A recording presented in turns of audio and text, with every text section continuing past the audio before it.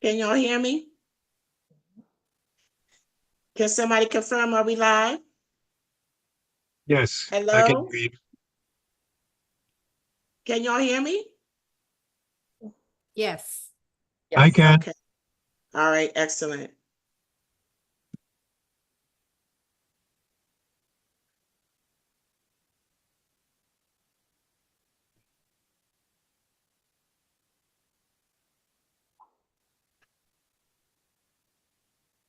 This is what I do. Y'all just bear with me.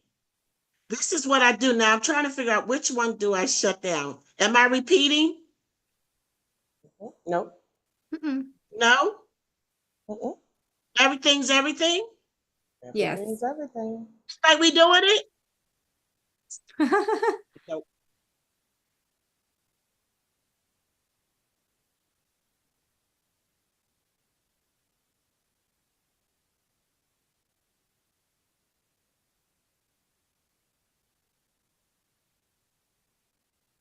Shoot. I do this every time, y'all. I guess I'm mad at myself. Hold on.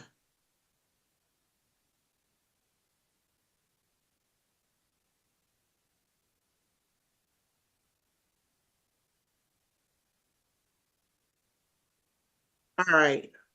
Can somebody check to see if we're live? Or if I shut down the YouTube? We're live? Okay.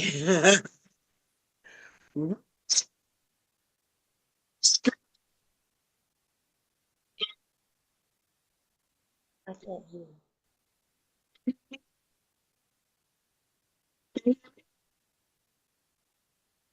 Yes, yes, I can see the screen. There's a little delay, but yes, we are there. You Yeah, can't, but the audio went out. It's back now, but just a second ago it like went out for some reason. it's been doing that. It just want to embarrass me out here in these streets. So we know how this technology is, but thank goodness we are all here. We're on the call. Welcome everybody who is going to be joining us. This will be available later. But tonight we are coming on the call with an urgent matter. And I'll tell you something, the last few days since the election in the United States of America, it took me back to George Floyd. It took me back to George Floyd when Black expats in Panama took on a whole new meaning. When everybody is on this call, I ended up meeting you because of George Floyd. When we watched George Floyd murder before us, be murdered right in front of our eyes. Come on, sweet. Well, I can't get us, sweetie. Thank you. Never mind. Never mind. Never mind. Thank you. So anyway, when we watched George Floyd be murdered right before our eyes, all of a sudden, Black expats in Panama, the Facebook group just started blowing up. Okay, it was just like all these people all of a sudden wanted to know what is up, what is Panama like, what how do you get how do you get residency there, how do you get what is police brutality like? And that is how Black Expats in Panama was launched. Courtney and I were talking earlier, and she was saying that that's how she was introduced to me and to Black Expats in Panama. And she booked right then, came on the tour, and I think within 6 months you were here, right? Absolutely. Courtney. Pretty close, yeah. Yeah, so that's what we're dealing with today. So the first thing that we want to do is say it's going to be all right. We are people who have known how to make lemonade out of lemons for a very long time. We have consistently in our lives been given lemons. So this is it's challenging.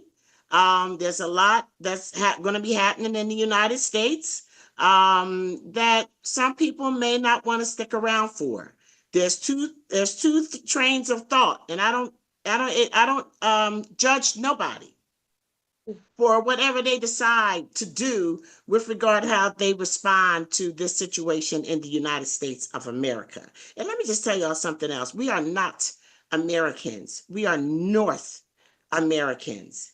There are North Americans, there are South Americans, and there are Central Americans. And I think that living abroad has definitely established that for me. We think we own American and we don't. Okay, so however, North Americans that are dealing with this situation in the United States decide to go forward is totally up to you.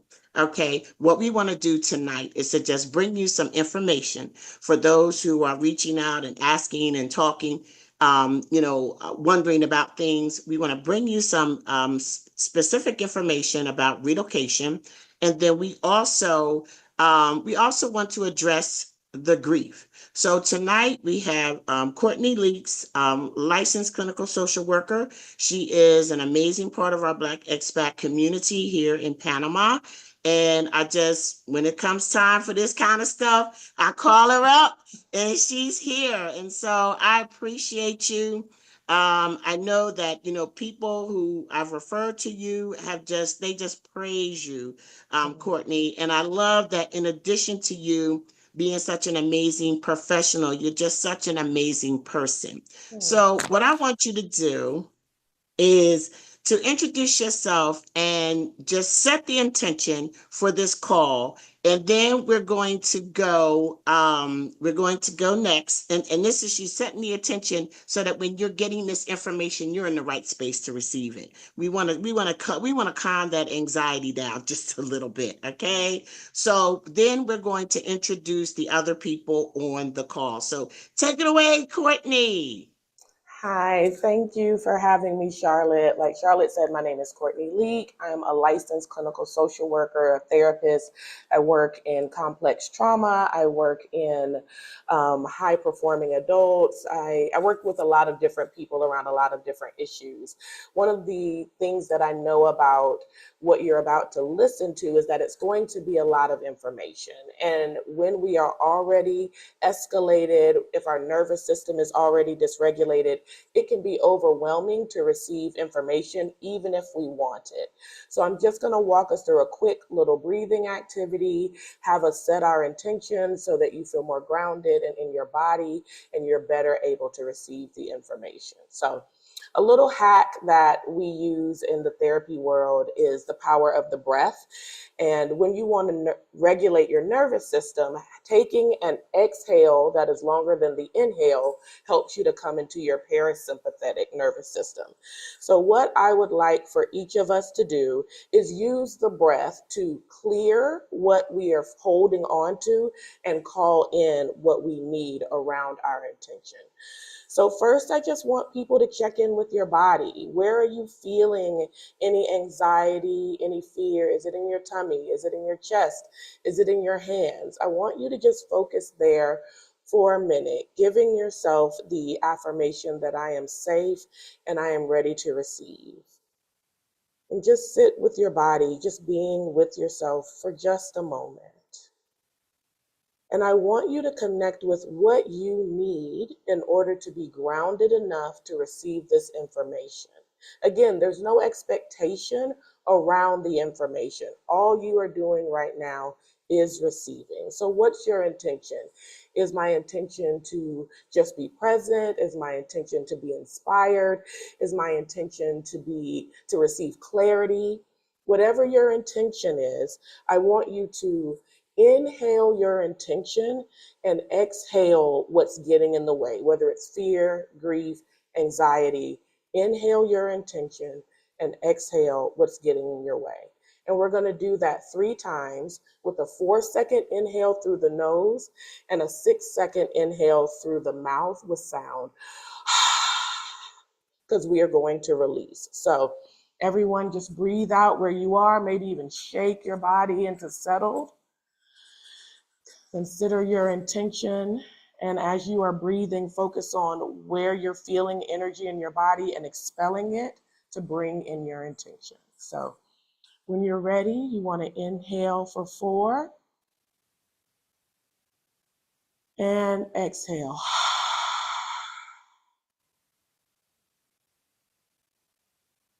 Inhale and exhale.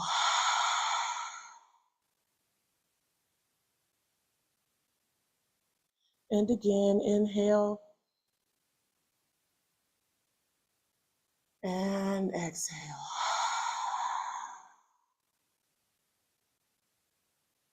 And just take that intention, hold it in your heart, and allow yourself to be present with this amazing group of people and this wonderful information. Thank you. Thank you, Courtney. Okay, so we want to go ahead and get into it.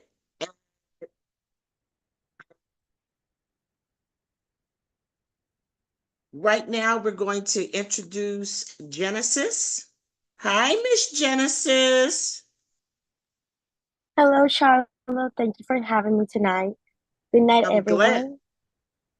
I'm happy to have you. So go ahead and introduce yourself. Genesis.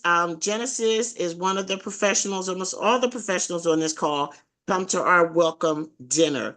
And Genesis come in on behalf of Ocean Import and Export Logistic. I always want to switch the words. So please do, Genesis. You do such a great job at just telling people basically, what most of the questions are and things like that from expats who are moving furniture. So just go ahead and get into it, Mama. Thank you very much for the time and the opportunity. So my name is Genesis Reyes. I'm here on behalf of our logistics company called Ocean Import and Export Logistics. You can call me Jenny, which is easier and faster. So Charlotte can confirm I tend to speak a lot if you don't stop me. So I have made some bullet points to make it short and sweet today. And today I'm gonna answer the most common questions that we get when we have clients that are interested in our services or just relocating, basically. So first of all, what kind of cargo do we handle? We can work with used and new cars, um, also personal effects, commercial cargo. We can assist you if you have a pet that you want to relocate to. We can also assist you with specific, we call it hazardous cargo, for example, batteries and specific medication and things like that. Those are the most common items that we're able to ship. Another common question, the most common question actually is what services do we offer? So we offer the services that you will get along the way of a door-to-door shipping or door-to-door international move. So those will be packing, palletizing your cargo, working with custom clearance in origin, working with custom clearance in destination. We can also provide you cargo insurance, the ocean freight, um, the transportation of your cargo from your home to the port, from your home to a warehouse, or from a warehouse or a storage unit to the port too. And then once it gets to Panama, if that's your destination, then we can assist you with the transportation of your container to your new home, to a storage unit, and also loading and unloading. Those are the most common requirements.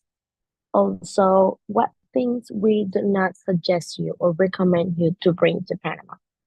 Those will be either because the permits are too pricey for the worth of the item, or because they're just not allowed to bring to Panama. They're prohibited. For example, tobacco, alcohol, drugs, weapons, their ammunitions and accessories, alive or dead animals without permission or without specific the paperwork for them. Also new items if you're planning to apply for tax exemption, which we will talk a little bit later about that. You also are not allowed to bring food. It could be either dry, canned, or pet food. You're not allowed to bring those. And we said that you're not allowed more that you're not allowed to bring it without the permit.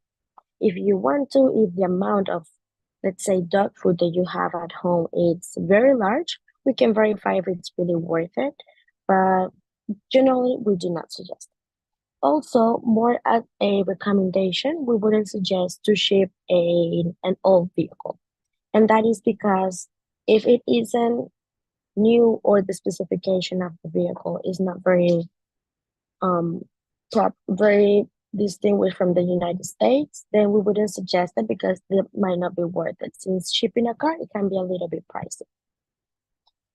Next, on the list, we have tax exemption. So most of our clients that we have worked with Charlotte here in Black Experts in Panama are coming to Panama with the tax exemption or requesting the tax exemption. And they are eligible because they have the jubilado or pensionado visa, right?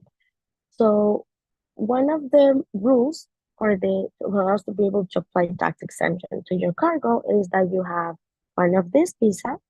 It can also work with the friendly nations visa, and I believe Giovanna Bernal will talk much more about it because she's such an expert in the topic.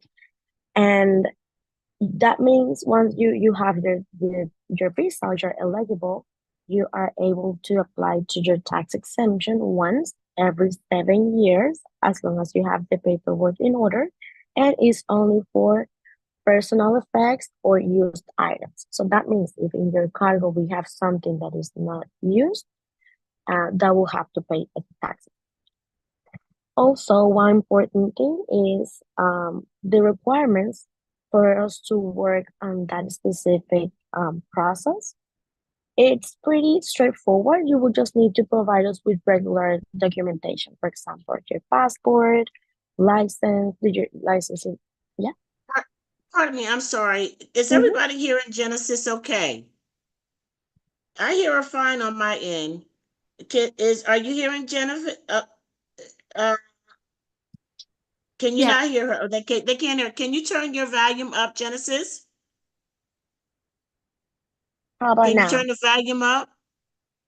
Let's see if this is better, guys. Go ahead, Genesis. I'm sorry to interrupt. I want to make sure they get the information. Yeah, sure. So as I was saying, the requirements to apply for the tax extension are just general documents that you must have already. For example, your passport, your driver's license, your social security, some other documentation that we get in our end as your freight forwarder company. Also, an utility bill, which is very important. The older, the better.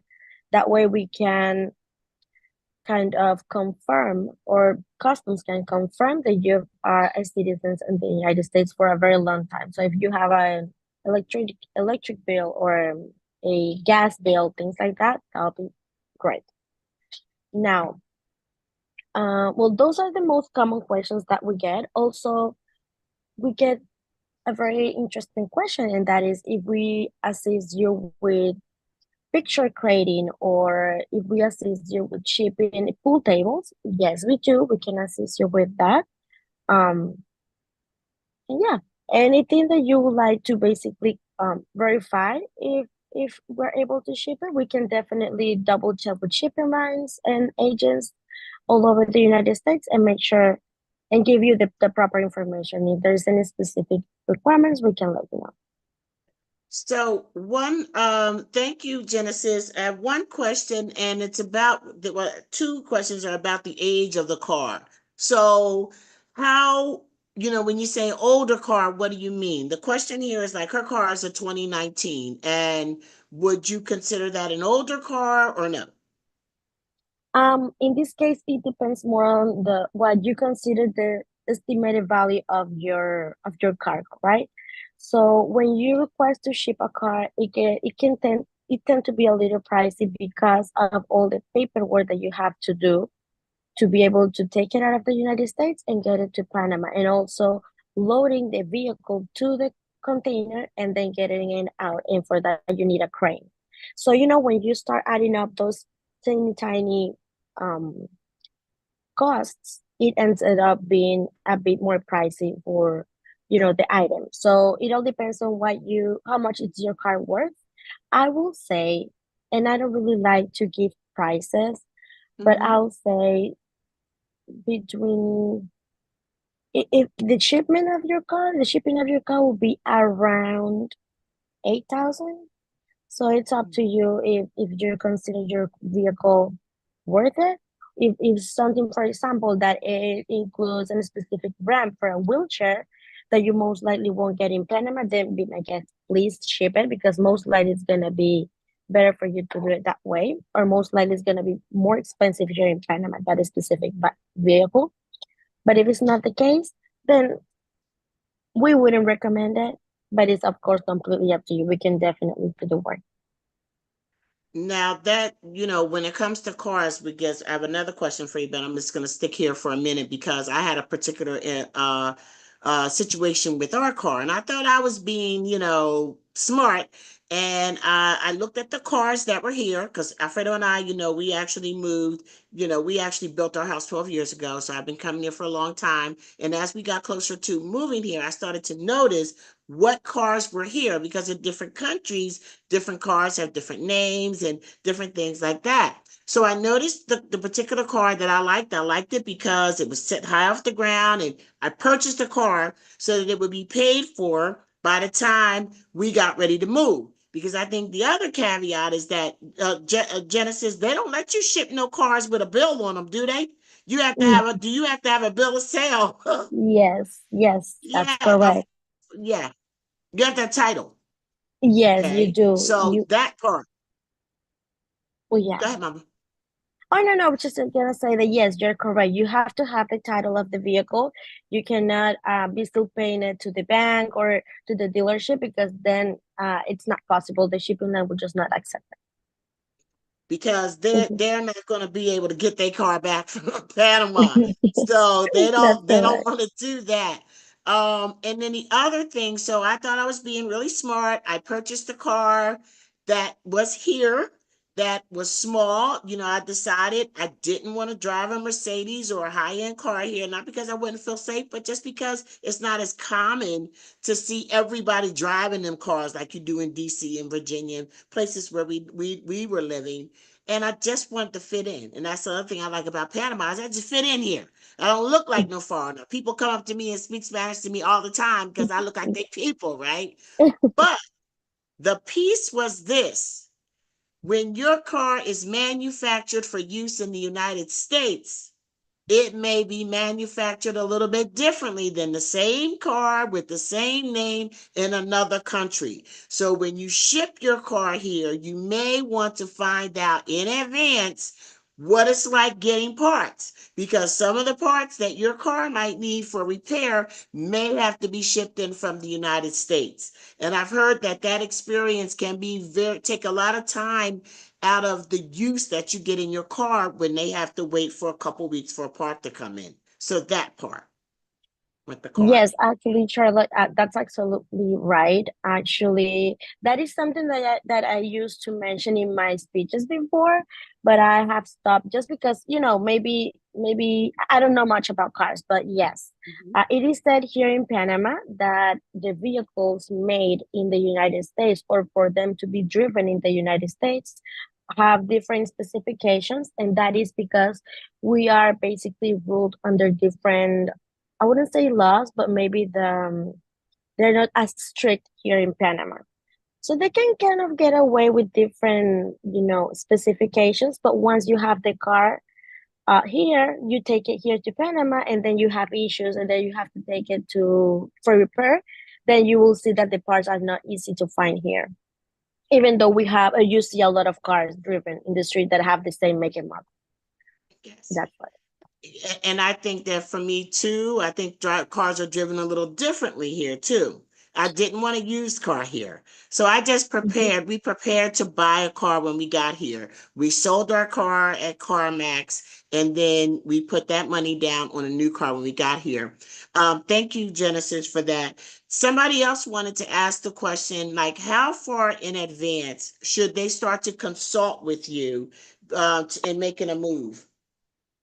Okay, we always suggest to quote around a month to 20 days prior, not too early, and that is because quotes will expire. The quotes provided to us by the shipping lines will expire. So by the time you want to move, most likely the estimate that I have given you won't be the same at that time. So we suggest 30 to 20 days. That way we can get real prices from different shipping lines for everything, and we can set up everything in real time.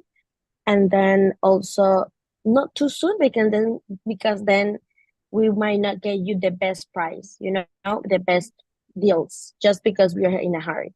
So I'll say 20 to 30 days. It's good. That's good. Yeah. So is there a particular time of the year that is more cost effective to ship items than others? Yes. And I would just focus a little bit more in what are the most expensive time of the years. Okay. So that'll be the end of the year by this time actually, which is ironically when we get the most amount of moves. Maybe that's the reason, and also because the holidays are coming, so a lot of companies are shipping their items, to supply their stores. So that means there is higher demand by this time of the year. So yes, the end of the year slash beginning of the year are the most expensive times. So I'll say after March all the way to July, August, you can go ahead and those are the best cost, the most cost effective one. The most cost effective time. So you Mhm. said from March to maybe August is Yeah. going to be. So I mean, Mhm. you said when you said that they can order 20 to 30 days in advance. Um, were you saying that if they order too early, that the cost they may not get the same price? Really? I would not have known Mhm. that. Yes, what happens Okay. is the shipping lines will give us quotes with expiration date, and they usually Okay. last up to 30 days, right? So if you come to me and quote and you want to move, let's say in February, what I can get you right now will last you for at top 30 days, right? And after Okay. that, I'll have to go ahead and quote with the shipping line again. And most likely, they will give me different prices because we're in a different time To in the market. And that will change got you. everything. Got you.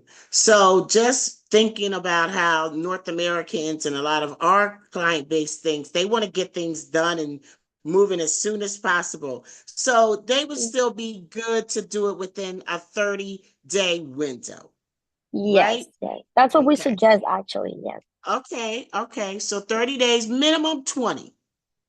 That's Yes, what I I'm mean, hearing that's to save preferred. money for the hmm best results. Yeah. Yes. Okay. If you tell Okay. me I have to move in a week, we can try to do everything and squeeze you in, but most likely the price is gonna be a bit higher. Okay, okay. Mhm. They also wanted to know, so they said, where can they find regulations on transporting a senior dog? Okay, so that information is provided depending on the breed of the animal of the dog, also the state it's coming or the country, and where it's going. So if it's coming to Panama, you can definitely get our email address, and then we Mhm. can provide you with that information, provide you with links. Okay, Mhm. and also, guys, wherever you found this invite, if you look in the content, you'll get Genesis, the website. I put the website under her name, but Genesis, either now or when you hop off the call, can you please put your contact information in the chat? Yeah, sure, of Okay, in course. the chat. Okay, okay.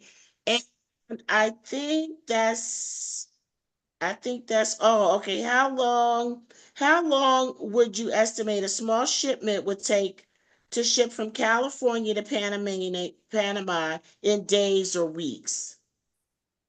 Okay, it all depends. Are you planning to ship it by air or by sea? If it's by air, I'll say it can take from 2 to 3 weeks, including custom clearance in both countries, and getting the cargo from your home, delivering to the airport, and once you get here, delivering to your home. So the whole package, 2 to 3 weeks.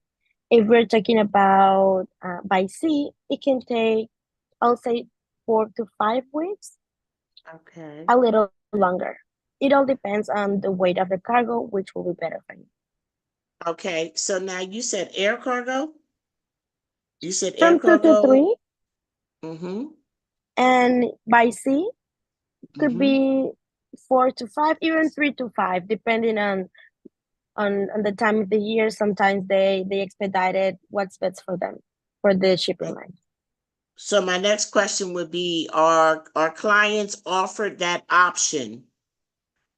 Um, our clients offered that option when, like, whether to do air or by sea, and is one much more expensive than the other? What is the benefit of doing one or the other? Okay, so one rule that we have here is that if the cargo is not too heavy, and by that I mean I'll say less than 750 pounds, it's gonna be cheaper and better to do it by air. If it's as long as it has a reasonable size, right? If it's heavier than that, then most likely it's gonna be better to do it by sea. It's gonna be cheaper. And if it's then too big too, then it's gonna be better to do it by sea, just because airlines will not accept something a cargo that is too big. But you will get both options if possible, and then you can definitely decide what will be better for you to, take the less expensive one or the fastest one. Depends on what's Decides your you can priority. decide. You can decide. Mhm. Okay. All right. I appreciate that information, and I hope that you can hang out with us for a few more minutes. But if you have to go, I understand. We appreciate you being on. Um, yes, we got that, the cost effective part. The one question came up about, would it be better to sell the car and buy in Panama? And really, like Genesis is saying, we're not mechanics. You know what I mean? Those kind of specifications is kind of, but for me, so I'll speak from my personal experience.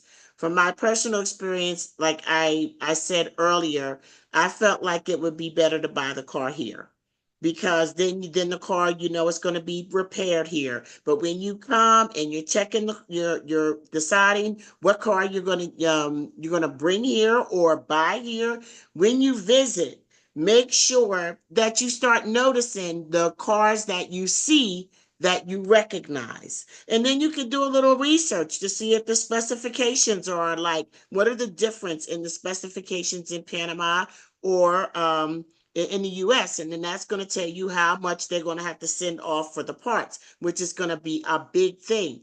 The other thing that I think for me was, I would buy a new car here. I preferred to buy a new car here because Panama does not have Carfax.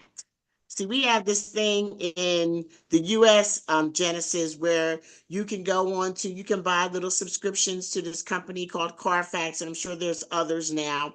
But all of the maintenance that's been done on the car, and how many owners it's had, where it's been registered, where it's lived, we get all that information. That's not available here in Panama. So I would say be very Okay. careful in buying used cars, right?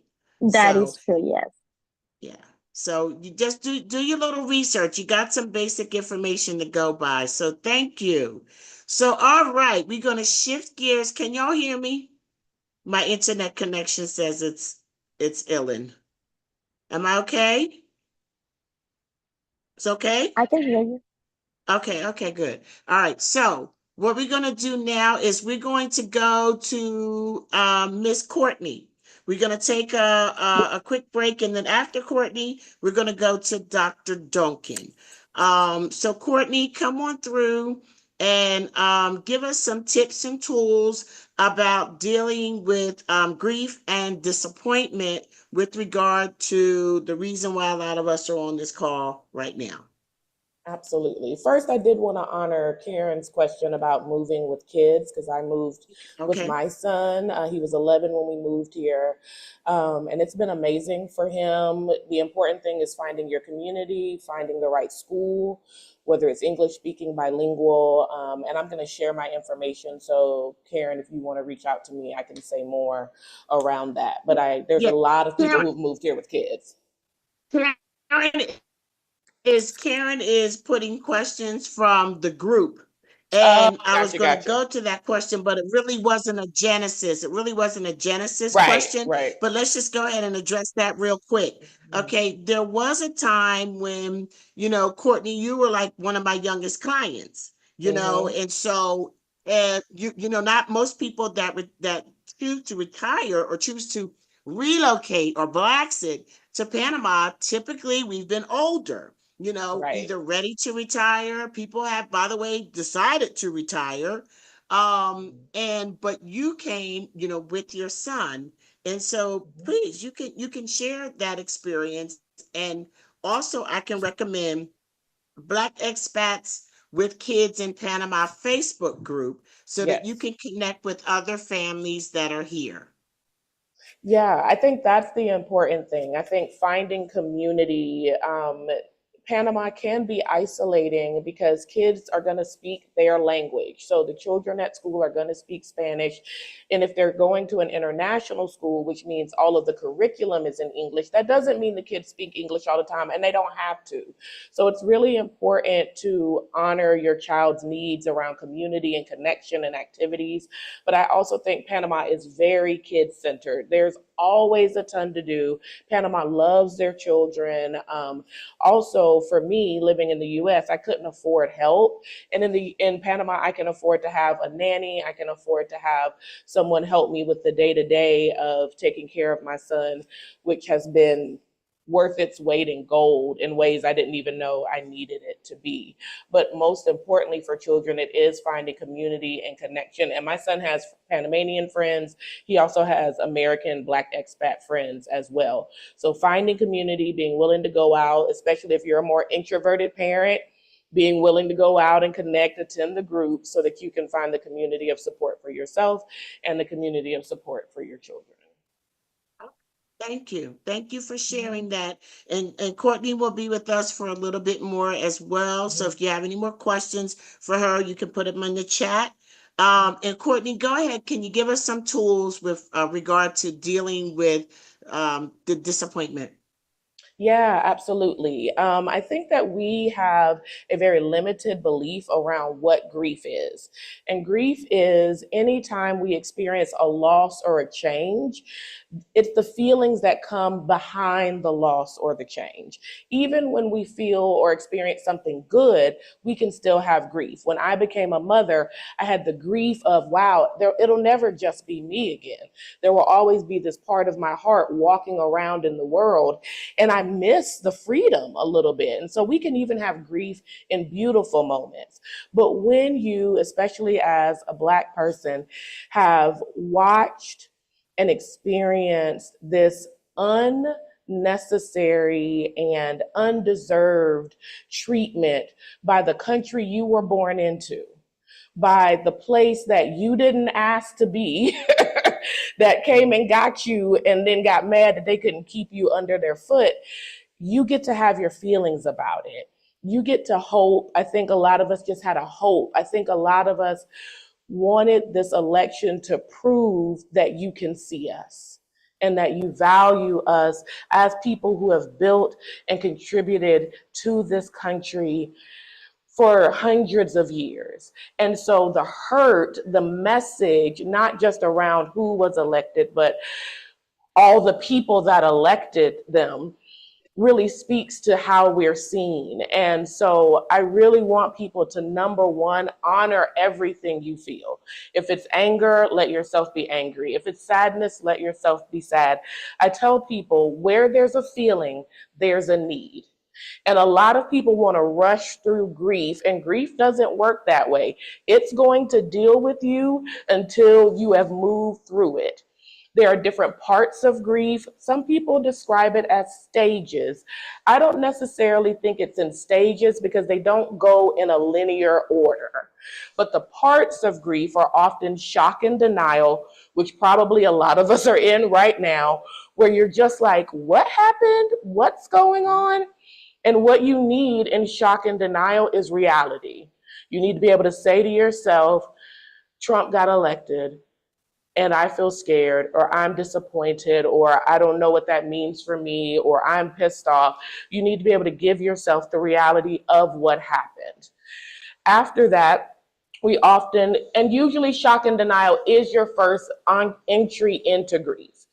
After that, you could feel sadness, you could feel anger, you could feel bargaining. Bargaining is when we're questioning and doing that mind trick of, well, could we have done something different? Like, I know for me, as someone who voted absentee, I'm like, I should have flew my ass back to Charlotte. I messed up. Like yesterday, I was like, what is wrong with you? You got points. What are you doing? Why didn't you just go back and push the button and all this stuff? I'm in bargaining of grief. What could I have done? What could people have done? I was scrolling through who voted, third party, who did, and if they had done, that's the bargaining. And really, honestly, with bargaining, we need to be able to ground ourselves in the reality that nothing is all on our back.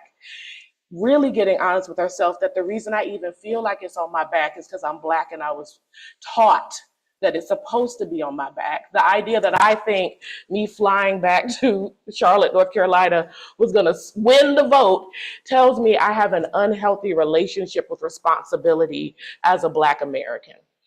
And so really being able to ground yourself in, it's not all on me. Yes, there are things I could have done differently, and I don't have necessarily the influence that would have been necessary to make a change, and it doesn't make change for me to beat myself up about that. And then eventually we start to move into layers of acceptance. And I describe it as layers of acceptance because you will do it over and over again. You may get to a place where you're like, yep, this is what it is. He got elected. This is what we're doing. And then tomorrow you're sad again. Or tomorrow you're like, what happened? Or tomorrow you're in bargaining. And then you'll move back to acceptance from another layer. My hope is that this experience gives a lot of people permission to take off the cape. Permission to say, I believe you. And if I want to feel different, I might need to be responsible for myself in that. I might need to choose another life for me, either in the States or outside of it, that focuses and prioritizes me over proving my worth to white America, my family, whomever, other than myself.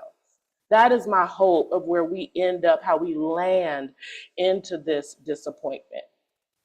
I think that it is also really important to know what your soul needs to feel cared for and restored. I've been doing a lot of painting. I've been doing a lot of crochet. I've been doing a lot of music. I've also laid out on my floor and wailed a little bit. I've also screamed in a pillow, allowing myself to feel the purge and then the comfort is appropriate. Now be careful with the medicating. Check how much tequila coming out that bottle. Maybe this is not the time to pick up a weed habit. Comfort and medication are two different things. We don't want to numb, we want to soothe. And so really making sure you're in balance with that. And I think most importantly, being in connection. Who are the people you talk to? Grieving should be intentional and it should be in community.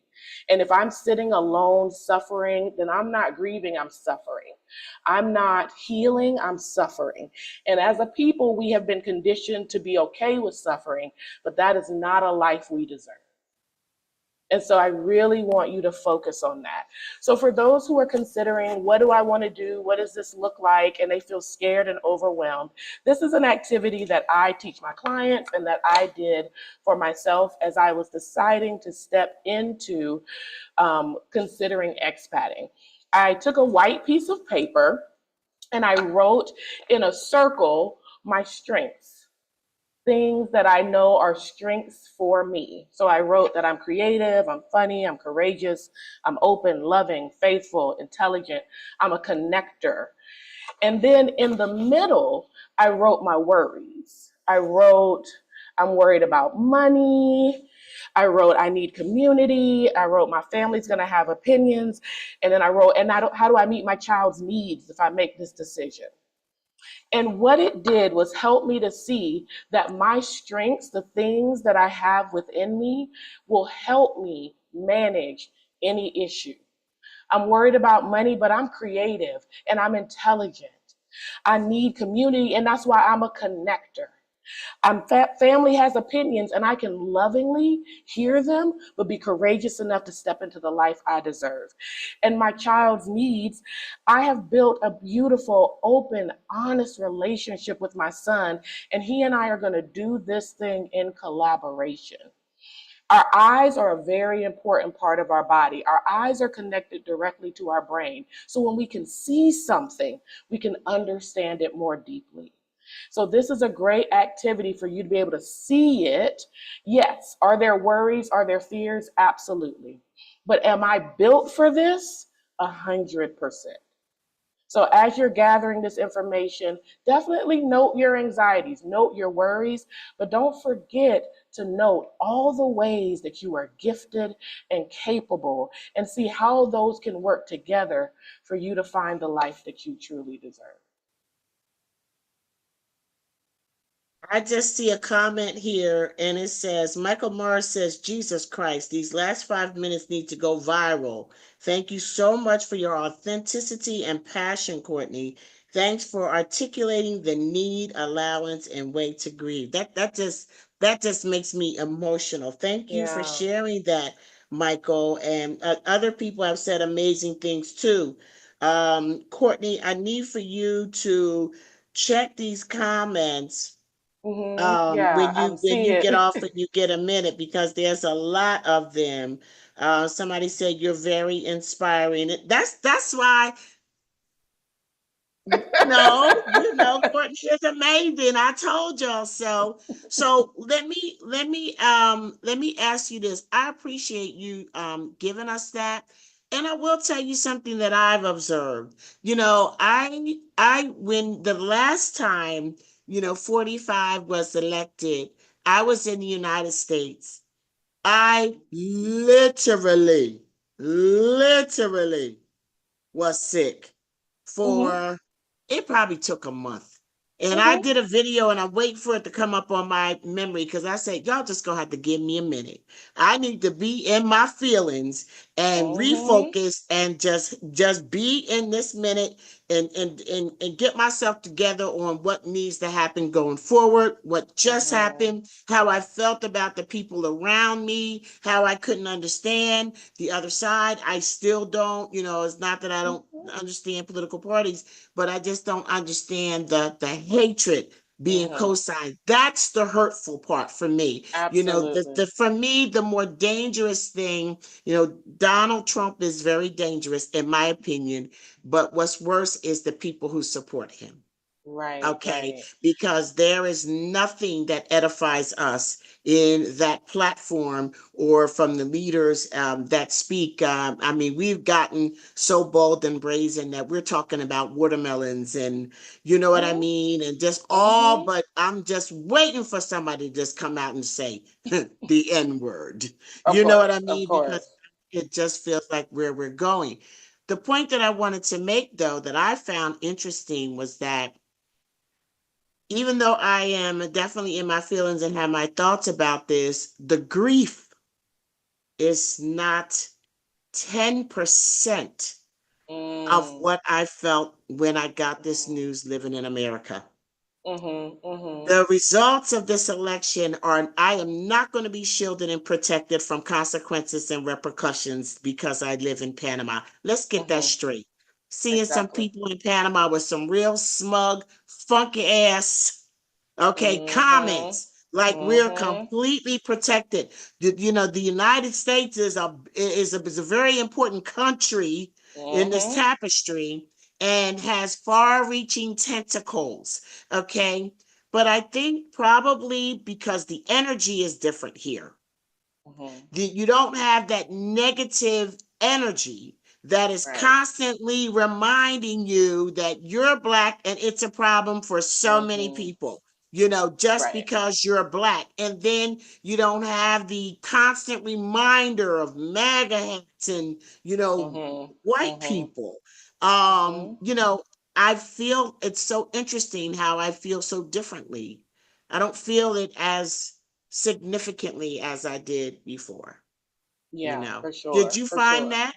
Did you have that Yeah, I experience? definitely felt more fear for my people that are still in the US. I do Yes. travel back to the US quite often for work because I do something called intensives where I work with people for an extended period of time. And I did have some conversations with clients where I was just honest, like, I'm not sure what 2025 gonna look like for Courtney coming to the US, because what I can't be doing is getting over there and then he writes some crazy rule and I can't get back to my son, because then I'm gonna have to find me a coyote to get me out of the US. And now I'm gonna be real mad. I'm gonna be big mad. So I've had to have some conversations with clients. You're gonna have to come to Panama if you want to work with me and really own some things. But for me, it really felt like the last time I'm gonna let that man hit me. Like when you've been in an abusive relationship and you have taken the abuse over and over, and it's that last time where you're like, I believe you. I believe you. I can't fix you. I can't change you. You got to do this yourself. And I got to get away from you until you do. That's what it felt like for me. And it's going to feel different for everybody. And you don't have to justify, explain, or listen or combine your feelings with anyone else. Whatever it felt like for you, it is valid. But it did feel different, more of a fear for my people and more of a clarity and a heartbreak for me in the US. Yes, thank you so much for that. And Courtney, I know that you have to leave us, but will you please take a look at the questions that Karen has put in Yes. our chat, and then also go on to the YouTube and answer if you can, because they got a ton of questions for you, Chair. Okay, I don't And- see them. I don't see as many here. Real quick, the ones I do see, I don't accept insurance. I can provide you a super bill for you to Okay. seek reimbursement, but that's for you to figure out with your insurance, and insurance can be really tricky. And a lot of things are word of mouth. So someone's asking, how did I find the person to work with my son? Asking around and really asking people for people they trust who's working in your home, and then who would they recommend, because they're going to take the time to really recommend someone good, because they don't want their boss looking at them crazy because they recommend their raggedy ass cousin.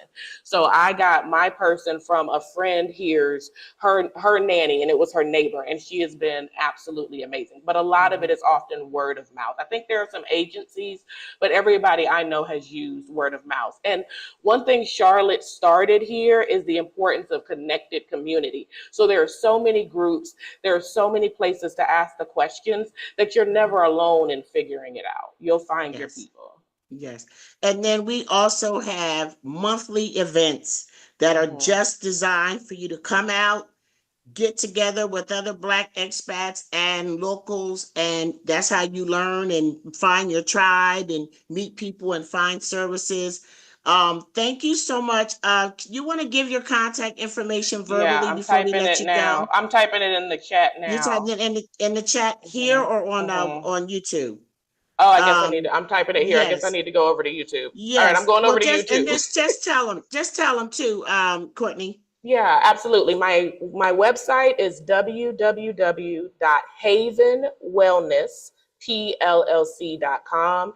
And then that is also my Instagram, which is @havenwellnesspllc. And if you go onto my Instagram and you go in my bio, you can find links to all of my information. Okay. Excellent. Thank you, my love. Thank you you. for blessing us with your presence today. Absolutely. And I will talk with you soon. Thank you for having me. Take care. Okay, bye, Courtney. Okay, so next up, Dr. D, come on down. And while Dr. Duncan is turning on his camera, I just wanted to say, what did I want to say? I forget. Dr. Duncan? There you go. Okay, Dr. Duncan's in the car. Yes. How you doing? I'm doing fine. Okay. Uh-oh. I hope your connection is good. And the traffic. Yes. Traffic. Yes, I have good connection. I went parking lot Okay. and just Okay. Well, I I didn't want thank to you for didn't want to okay, so I think stay close to your device because you're kind of coming in and out, and I think your signal is not that strong. So let's just go ahead and try to get some. I appreciate you going out your way, pulling over and all that to be with us. So please, can you hear me, Dr. D? Yes. Okay, so please do introduce yourself and let people know the services that you offer here. And if you could just touch on a little bit about your relationship with the Black expat community and how you're serving. Okay, well, Charlotte, I cannot thank you enough for all the support that you have given to my business. So my name is Ricardo Duncan, born and raised here at Panama City, Panama. Studied medicine in Mexico, lived there almost almost 10 years. Studied and lived there. So I lived in Panama. I lived in Mexico. Spent some of my time in the US as well. My parents lived there. So I've seen different aspects of healthcare and medicine and seen the good on each part where I've been, seen the not so good. So I always wanted to make something special. The relationship with doctors, patients, the way the people, the common folks see healthcare, see your health. That's what I wanted to highlight and change. So when I came back to Panama, work, yeah, almost more than 10 years, more than 10 years as a general doctor, general practitioner, as a medical director for a clinic. And I saw the politics of medicine. I saw the doctors, the good doctors, and the other ones that already was institutionalized and that just wanted a paycheck. So when I had the chance, which is recently, almost a year ago, I opened my own practice, Smart Clinic and Lab, because I wanted to break free from the chain of pharmaceutical companies and insurance companies that most of them, to be honest, they they work for, they are in the business of win. They win and they win. So giving back knowledge and importance to doctor, patient, time, spending time with the patient was my priority. That's how the concept of Smart Clinic was born and all the services that we provide. At Smart Clinic and Lab, we have general practitioners, we have specialists, we have lab work, ultrasound, and we do different procedures, but all with the concept of patient education. Because if you know the part that you play in your health, then it takes it takes you to a completely different level. If you know what eating healthy, sleeping within the correct hours, exercising, and it's not like just eat healthy, exercise, but why and what does it do to your health and to your uh, state of mind? Because health is everything. It's not physical only. It's mental, it's social, it's the way you perceive the world and the way you others look at you. That's part of your health. So when you are coming to a new country, one of the most important things is your health, especially if you suffer from chronic illnesses and you need special care. You really want to make sure that the doctor that you are going to pick understands you and that has your best interest in mind. Because it's not the same as like buying a car, ATV. It, it's about your health. And expats, most of them, they are up in age, 50 and up. So they're coming there because nowadays they retire younger, but the typical number is like 50 and up. And normally you have chronic illnesses.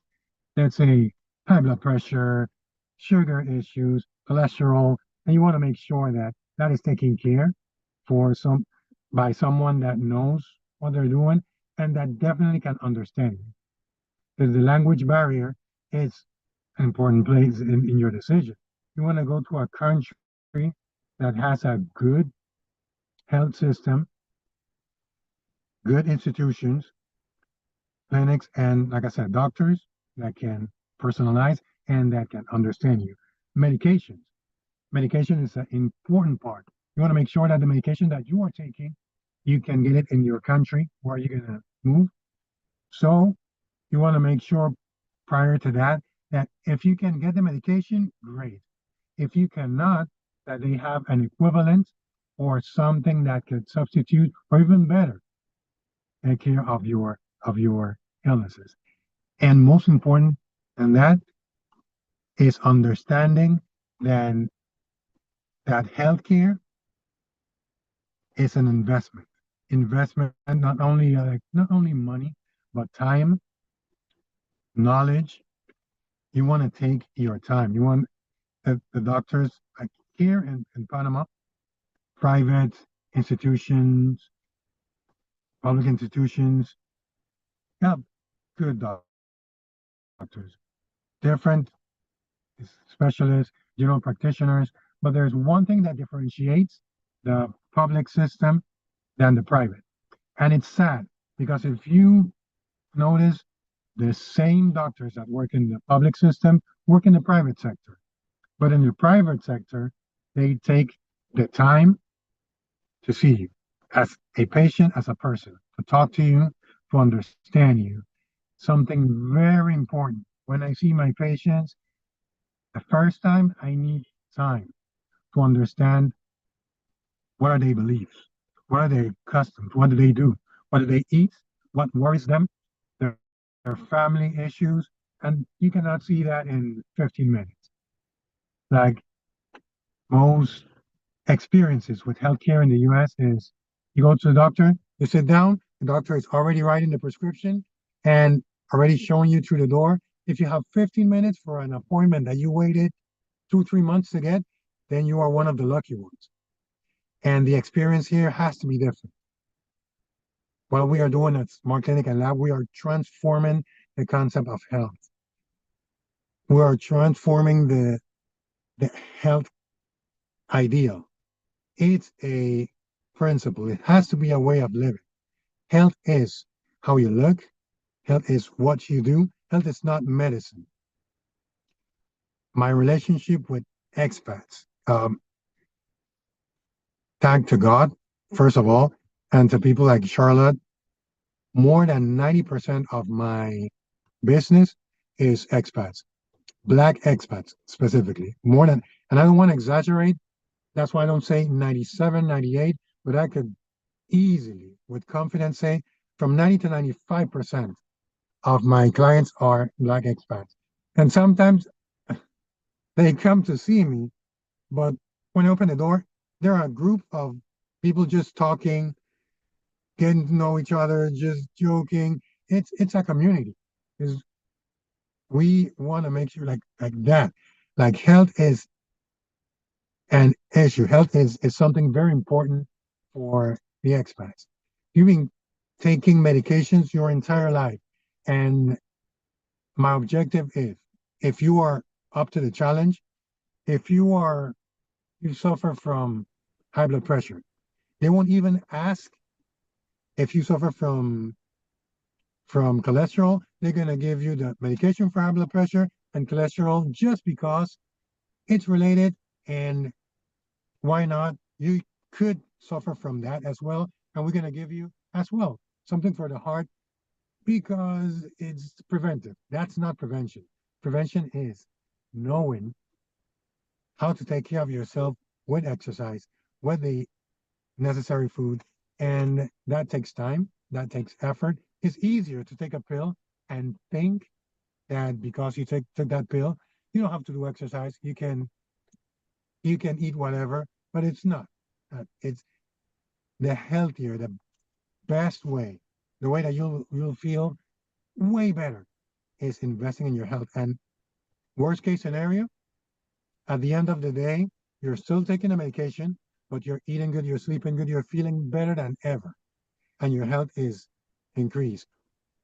Best case scenario, you have all those benefits without the medication. So the idea of this is, first of all, get to know each other, get to know yourself. If you know yourself and you find a good doctor that's willing to work with you, that's the best combination to enjoy the best years of your life. And here in Panama, you don't have the stress of whatever you were doing back then. So that's a must. That's a win. You have the foods are not contaminated with hormones like the meats. The vegetables, the fruits are not spray painted or all those uh, chemicals to make it grow Pesticides faster and and look better. yeah. Yes, you get good food. The air, you have saline air. You have that salt in the air that is great for your lungs, for your skin. The humidity, which is a blessing in disguise because it can get unbearable sometimes, but it's good for your skin, good for your hair. So yes, if you're considering to move abroad, Panama is one of your destinations. We'll be more than happy to welcome you. Get into one of the tours, get to know the people, see, be in the ground, look, and you'll want to leave. And we'll see you here, most definitely. Dr. D, I had somebody just said, she said she would come to Panama just to see you. Did you hear me? So I get that all the time, Miss Oh, Joanne. Uh, the ladies used to say, because Dr. Duncan, again, he comes to all of our welcome dinners on the first night of our tour. And, I had one group and the lady was like, I think I have a fever. But anyway, Dr. Duncan is a happily married man.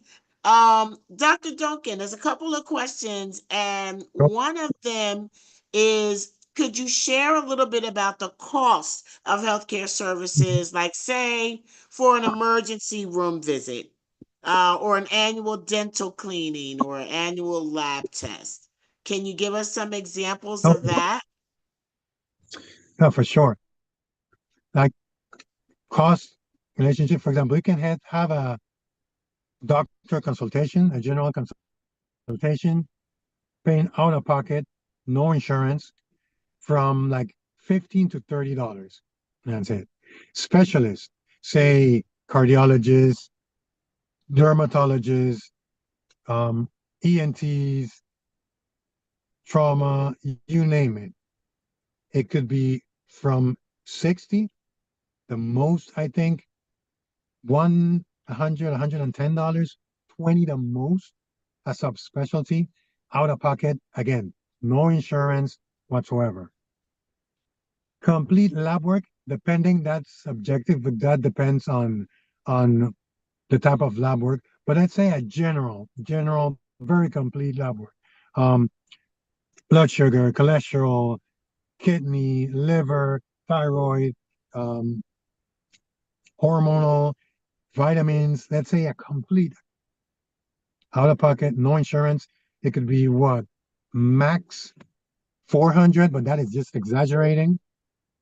Normally, the normal like annual package would be around $150 for the normal tests Mm-hmm. and the procedures. When I was working on like in a clinic that had emergency service, and that's a private clinic, someone comes in with the was driving, had an accident, um, had to take X-rays, a couple stitches, cleaning, consultations. I would say no more stitches, X-ray, visit no more than $300, and that's like an emergency service. But what you want insurance? Do you want to consider insurance? Like if you have to have major procedures, surgeries, to be hospitalized, you will want to consider an insurance because that could be expensive. But your day-to-day, your preventative visits, your annual lab work, simple things that you can pay out of pocket any day. And they are different type of like insurances is the normal insurances, and then clinics and hospitals have their own insurance. I would recommend in Smart Clinic and Lab, we have a health plan, our clinic, where you don't have to pay for doctor visits, you don't have to pay for house calls. Doctor can go to your house, see you, and you don't have to pay for that. You have discount on lab work, you have discount on ultrasounds, on specialties, and so that's like for prevention. Like if you have chronic illnesses, you have diabetes, you have high blood pressure, insurances normally won't cover that, and the complications that are due to those. So it would make sense to have a plan for prevention and one plan, an insurance for emergencies. And anything else you can like pay out of pocket or to get discounts when you do your your plans on that. So, one of the questions is, are you accepting patients? Accepting Are patients? you? Sure. Yeah. Okay. Yeah. So that's right now, because honey, the way your practice is growing, I don't know. But When also I think that it's important to have this conversation because what I want to say to our viewers tonight is whatever the thoughts you have about healthcare, medical services, and that have taken place in the United States, when you come to Panama, clean slate that.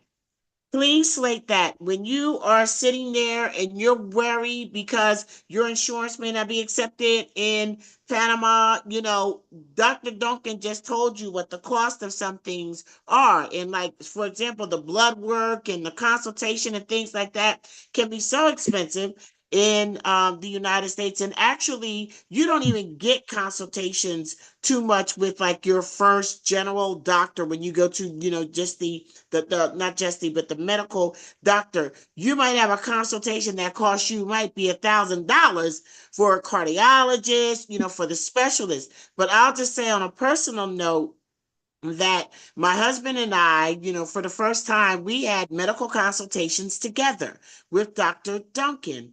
And what I liked about that, Dr. Duncan, is that it also gave us a chance to be transparent with each other about some of the little things that might be going on with us. I'm 60, he's 69.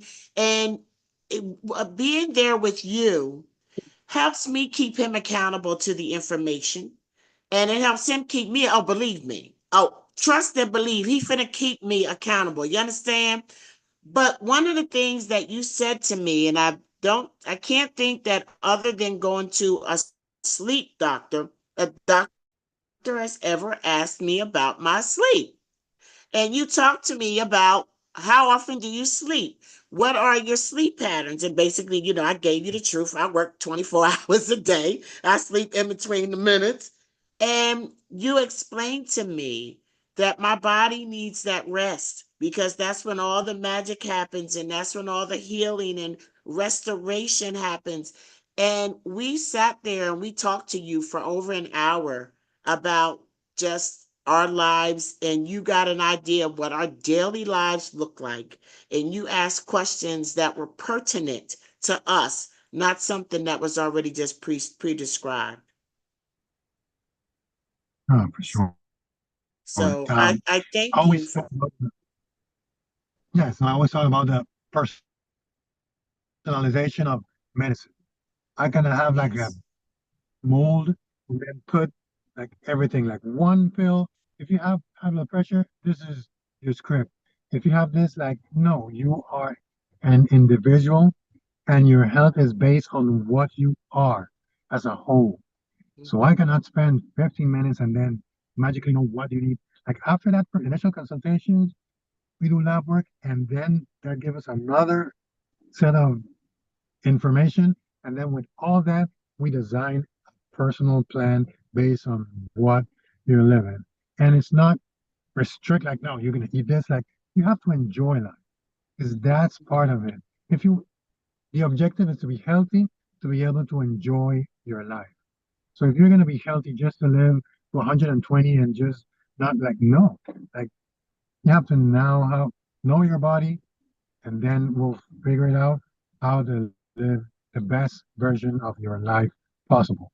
And before I forget one of the things that we are mentioning about the specialist over there. If you wanna, you have like time frames to see different specialists, and if your time frame is in 8 months, but you're feeling something in your heart, and you say, "Doctor, I want to see a cardiologist."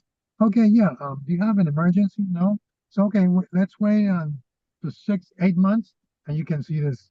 Like, no, here I'm gonna apologize if I cannot give you the appointment the same week. I'm gonna say like, I'm so sorry. Can you wait until next week, or it's not normally within 1 or 2 days of your appointment, unless there is something like that. But that's another part of prevention. The specialist that you need, you can get the appointment as quick as possible. So, okay, let me ask you this. So somebody asked, and we got to get ready to move on. And so, Dr. Duncan, I'm going to ask you to please, if you can, go back to the YouTube questions. Maybe tomorrow, just go to the live section and hit some of these questions we haven't answered. But the one that's come up more than once is affiliations. So people want to know, like, what are you, do you work with other hospitals? What are your affiliations? Do you have any affiliations with, like, say, for example, John Hopkins? Okay, right now we're working with an affiliation with Hospital Santa Fe for the emergency plan, and with certain private ambulances. Because right now we have our health plan that works with the specialists at the clinic, procedures at the clinic, like everything done at the clinic.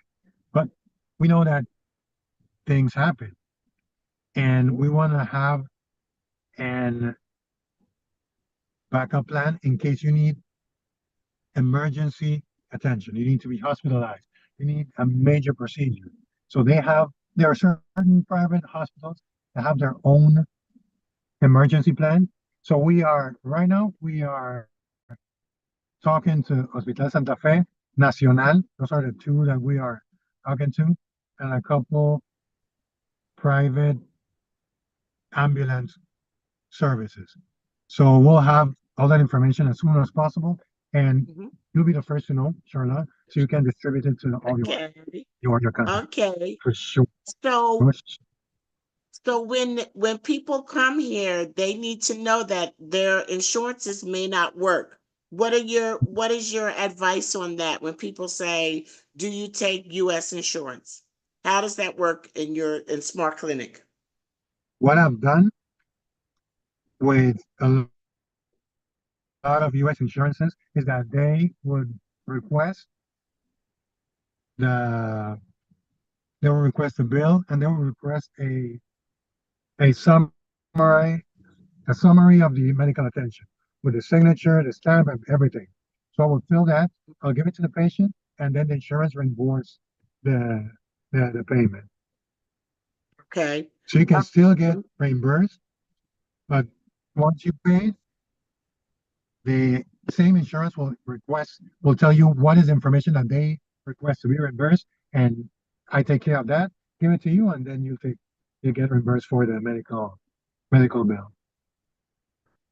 Dr. Duncan, I'm going to have you state your contact information before we let you go, and please go back to this YouTube chat because it's blowing up. It's a lot of love here, though. A lot of your clients' patients are on here, so thank you for loving on Dr. D. He is totally amazing, and he has been with the Black Expats in Panama Cultural Relocation Tour for just about since our inception. I think we were probably about 6 months in, and now we're going on 4 years. when we started Wow. working together. But one of the questions, Dr. D, that somebody was asking, and I think I can answer it for them, they said, can you provide consultations prior to moving to Panama? Oh, for sure. Yes. Yes. That, that's how I met. I was at half of my patients at first, um, with a prior video call, answering most of these questions that you're seeing right here, but in Mm-hmm. a personal manner. There's a lot of patients that doesn't want to share their medical information. That's completely Mm-hmm. understandable. So yes, we can definitely do that prior to the visit and checking things Okay. out. Um, my information will is smartclinicpty.com is the website, and then there is Smart Clinic Lab, which is Facebook and Instagram, and the Dr. Duncan YouTube channel. We have small channel growing. That's my fault. I have to post more videos. But yes, any of those links, you can reach me. And when I get home, I'll just check the chat and just start answering questions. Excellent. Thank you so much. Thank you for being on the call. There are some questions in that chat about veterans services, and you're not do you accept TRICARE? Do you accept Not yet. TRICARE? Yeah, not Not yet. yet. But Mm-hmm. based on certain recent events that's going on in Yeah, Panama that allowed for small clinics to be able to bid on the services, hopefully, yes. trusting in God that soon we'll be able to be one of the You'll providers. you'll So you'll be yes, growing out of stay tuned for that. you'll be growing out of your new office real quick. But Yes, listen, thank you. I love you to life. You know I do. And I will talk to you later. for sure. Thank you Okay. very much once again, Charlotte. You're an angel. Ah, you don't have an idea how much you have helped me in a personal aspect and in the professional. You and Alfredo are my God's great, oh no, angels. So thank you, and You we'll be too. talking We love soon. you too. Okay, sweetie. I'll talk to you later. Okay, bye-bye. Woo! So that was Dr. Duncan. And Dr. Duncan is amazing, as you can see in the comments and everything like that. Dr. Duncan has also, he's very courteous and he's very patient with us. He is always excited to work with us as the seniors, but then you can come, younger people too. Go ahead, set up that consultation before you come. A lot of people do that. And not only that, if you have medication that you're on and you want to know, do they have this medication in Panama? A lot of medication in the United States that is by prescription only is actually available over the counter in Panama. Now, what I have found and learned since doing these tours and dealing with Dr. D is that sometimes the prescriptions in Panama come in different milligram sets. So if you have a 50 milligram drug, we can check with Dr. D to see whether or not, those drugs are, first of all, available in Panama. Are they prescription drugs, or is it over the counter? Does it come in your milligram, and how much it is? So if you have to consider, if it's a 50 milligram drug and your prescription is 25, just consider you got to buy 2 pills for every 1 dose that you'll need. And so that can help you kind of factor in the cost and things like that. But one thing about BEIP Cultural Relocation Tours and the team of professionals that we work with, we give you personal service. So, definitely, reach out. Dr. D is always there to help us, and he is just an amazing guy. And of course, when me and my husband were in his office, we ran into other Black expats. It's just like everybody uses Dr. D. And it's just been working well for everybody. So we are moving on, and we have a couple more professionals to get to. I know we've been waiting for a while, but I'm actually going to go with Miss Giovanna, Giovanna Bernal. She is a senior partner at Prime Solution Tax and Legal. She was my attorney before she became everybody else's attorney. Now I got to share her with the world. But Giovanna was always my person. And when I decided to create a cultural relocation tour, I needed a lawyer. And Giovanna, of course, was the first person that I called, and we have been together ever since. I just, put my life in her hands. Giovanna, you've helped me with so much. My trademarks, I have trademarks here in Panama, incorporating my business, of course, my residency visa. And I'm just grateful to have you on the call tonight. Just to let you all know, hang in there, because we have Francisco with House Hunter. Somebody was asking about a good realtor. Baby, I got you. I got you. Okay, we got you. We got the best realtors in Panama City, and Francisco is going to talk to you about some of the things you should know about the real estate market. But right now, we're going to bring on Giovanna, and she is going to talk to us about visas here in Panama. And also, Giovanna, if you could just take a moment to touch on jobs, the situation about doing jobs and certain work legally here in this country. Okay? All right, Perfect. take it away. Perfect. Thank you, Charlotte. Thank you for having me. As I always say, I'm so lucky to have met you, because you definitely changed our way of doing business in so many ways. And we're here to explain a little about what we do. We are a law firm that offer certainly residencies and visas for expats. And as you know, this year, I'm also anxious as well, as you probably are, because I've been hearing all year, this is election year, this is election year. A lot of people calling and trying to secure visas. It's been really, really, really a lot.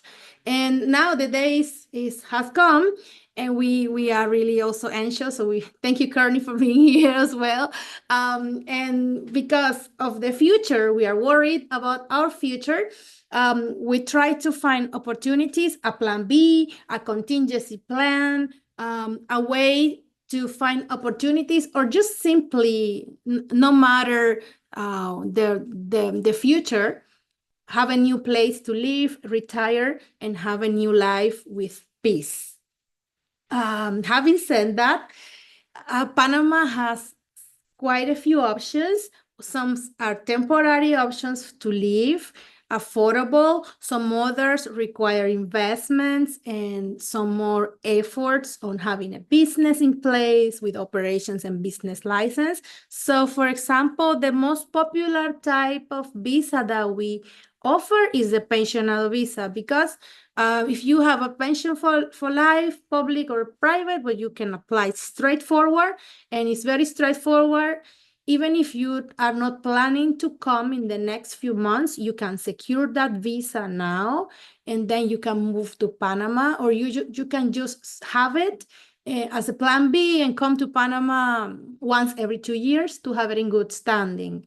Then we also have a temporary option, which is also very, very well used as a plan B for those that needs to have an exit plan, which is a temporary visa for US citizens that gives you residency for 1 year, and you can extend that for up to 5 years. Then you can switch to pensionado, to a type of investment visa, friendly nations, and so on.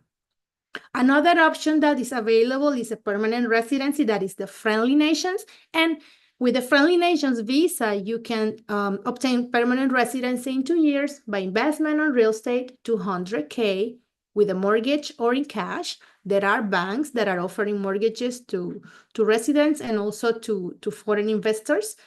like Banco General, Scotiabank, BAC, and some others. And then that's a way. Another option is if you have capital in the US, like a bank account, you can open a CD, a fixed term deposit of the same amount, 200K, and also obtain residency in Panama. If you are looking to have a business in Panama or work or find a job opportunity, we also have the Friendly Nations visa for work. That is an option for those that are not willing to invest. Maybe a lot of people want to rent first, especially the first year, and so they can use this way to start working as well. And the Friendly Nations visa for work has a job permit. The job permit lets you work for your own company, or you can find a job elsewhere. Your dependents can also get a job permit, and you can be self-employed on your own Panamanian company, or you can use this type of visa to obtain a job, finding a job through a Panamanian company. So if you are under a profession that is not restricted, because there is a list of professions that are restricted to be to practice in Panama, like attorneys or accountants, engineers, doctors, like medicines, and some list of more than 25 professions are restricted, and also retail. Retail is also restricted. Wholesale is fine. You can offer services, have your own online business. Services is 100% open, but just the list of professions that are restricted. So there are ways. I get a lot of questions about whether you can work for a U.S. company remotely, and yes, you can do that. Panama has an advantage that we have a territorial tax system. So if you pay taxes as an American in the U.S. on a worldwide basis, the advantage is that your investments and the money that you earn out of Panama is not taxed here. Also, if you have bank accounts here, the interests are not taxed, and that makes it also interesting. Also, if you invest in stocks, crypto, that is also not taxed in Panama. So as you can see, you can find many ways. There are always ways to move to Panama, to secure your visa for you, for your family. If you want to bring your parents, you can also add them in your application, because we're seeing now that the ones that are pensionados, some of them are young, they want to bring their parents too. So there's a way. Or if you want to bring your children, they're under 25 years old, you can add them in your application through a regrouping family visa. That is an option too. Or if they have already more than 25 years old, they can apply separately with their family members. I think this is it, Charlotte, but if you have questions, or anyone has questions, we'll be happy to assist. We have consultation also. We offer free consultation for those that are looking to understand more about Panama, the path to Panama. Thank you so much, Giovanni. Yes, they do have questions. One of them is how much, remember guys, to put the question mark before your question so we can identify them easily. But somebody said, do you expect that $1,000 mark to go up soon? Have you heard any chatter about that? That $1,000 minimum? No. Okay. No, this is a law from the 80s that hasn't been changed at all, and the minimum is still $1,000. I haven't heard that they will increase that, so no. Okay. Do you know of any major changes within the visa acceptance for Panama for US citizens? Is there anything coming down the pike that's been announced that we should know? Not yet. Our new government started on July this year. So normally when we change government, there are changes. Possibly next year we might see, but nothing official. I haven't heard anything even out of record about what's going to change really. This new government is open to business, is open to investment, is open to receiving more expats, and we've been a country that's been always happy to receive new visitors, tourists, and also, well, expats and retirees and families that wants to have a new life here. So that hasn't been changed. So somebody else was saying, like, what is the average prices? Like, say, what is the least expensive visa to obtain, and maybe what is the most expensive? Okay, that depends on the amount of applicants, but if we're talking about a single applicant, for example, for a pensionado, if it's one person, it's quite affordable. It's around $1,700, including the e-cedula, that is for 10 years, which is our Panamanian ID card.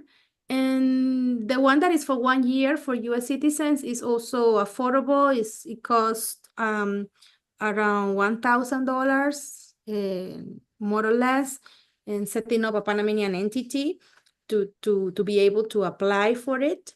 And then the most expensive one is the Friendly Nations for work, because there is a process to set up a new Panama company operating with business license and some other requirements to be self-employed under that new business, right? So having a new business in Panama active requires more expenses and also checks to be paid to immigration. The pensionado visa doesn't require this type of checks to immigration, and also the one that is for US. So that's why there is a difference. The Friendly Nations for work can cost around $5,000, for investment around $3,000. So that's for one person, and then if it's more, it increases, right? Because the expenses are double and triple, and depending on how many people are under that application. So now, Genesis spoke about a tax exemption on Genesis talked about a tax exemption on moving if you have pensionado or jubilado. Can you speak to that? Do you know what that is? Yes, the law for pensionados, it brings some exemptions for taxes to bring your car, and also to bring your personal items, your personal items, and also when you apply for a mortgage, you get 1% off on the interest rate for your mortgage, and also the interest rate that is 1% for FECI, FECI, is also exempt.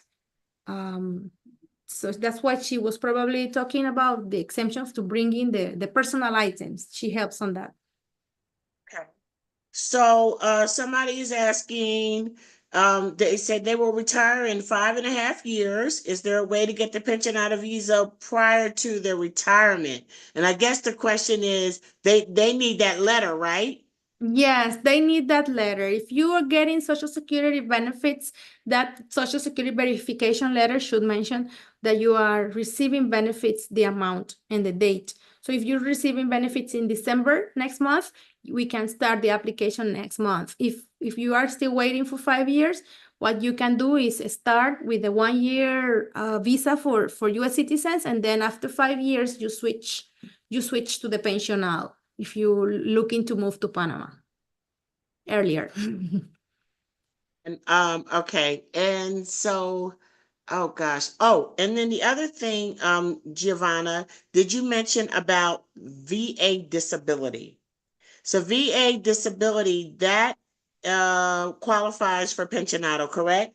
Yes, VA benefits, disability Yes. benefits, yes, everything that is military as well, Department of Defense, Air Force, all that is acceptable. Okay, let me see. We got any other questions here? Okay, consultation contact information. I have put in the chat, guys. I've put the link. And consultation contact. All right. How much for each type? So Giovanna, tell us how they tell them how they can reach you Mhm. where you are. Yes.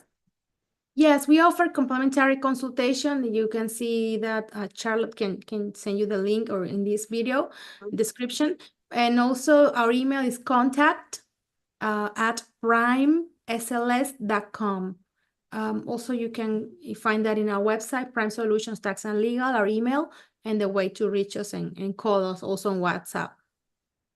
And you can also find a lot of information on her YouTube channel.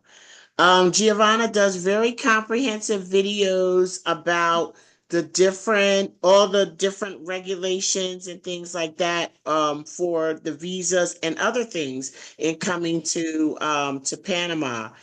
You have a very good YouTube channel, Giovanna. I'm proud of you, girl. I'm proud of you. Learning from It's you. now I need to catch up. Is it cheaper or easier to get a temporary visa until pensionado? Did y'all answer that already? Mm, well, if you're pensionado, I recommend you to apply for pensionado for sure. That's the best visa. You get permanent residency in less than 6 months. The temporary is just temporary. It doesn't lead to permanent residency. And the cost is very similar. So now Giovanna is also present at the welcome night of our tours. And let me just mention that a lot of the people that you're meeting here tonight, we have decided to open up our welcome dinner. So some people are already in Panama. They need the professional information. They may not need the tour. I mean, I don't know why they wouldn't need the tour, but anyway, we have opened up our dinner, and you can find the ticket and reservations for that on our website. And so you actually get to meet Giovanna, Dr. D, Francisco, Genesis. Everybody is there. You get a good Panama cooked dinner, and you get to meet Black expat, the people that are coming in for the tour. Dude. Oh, the age for pensionado.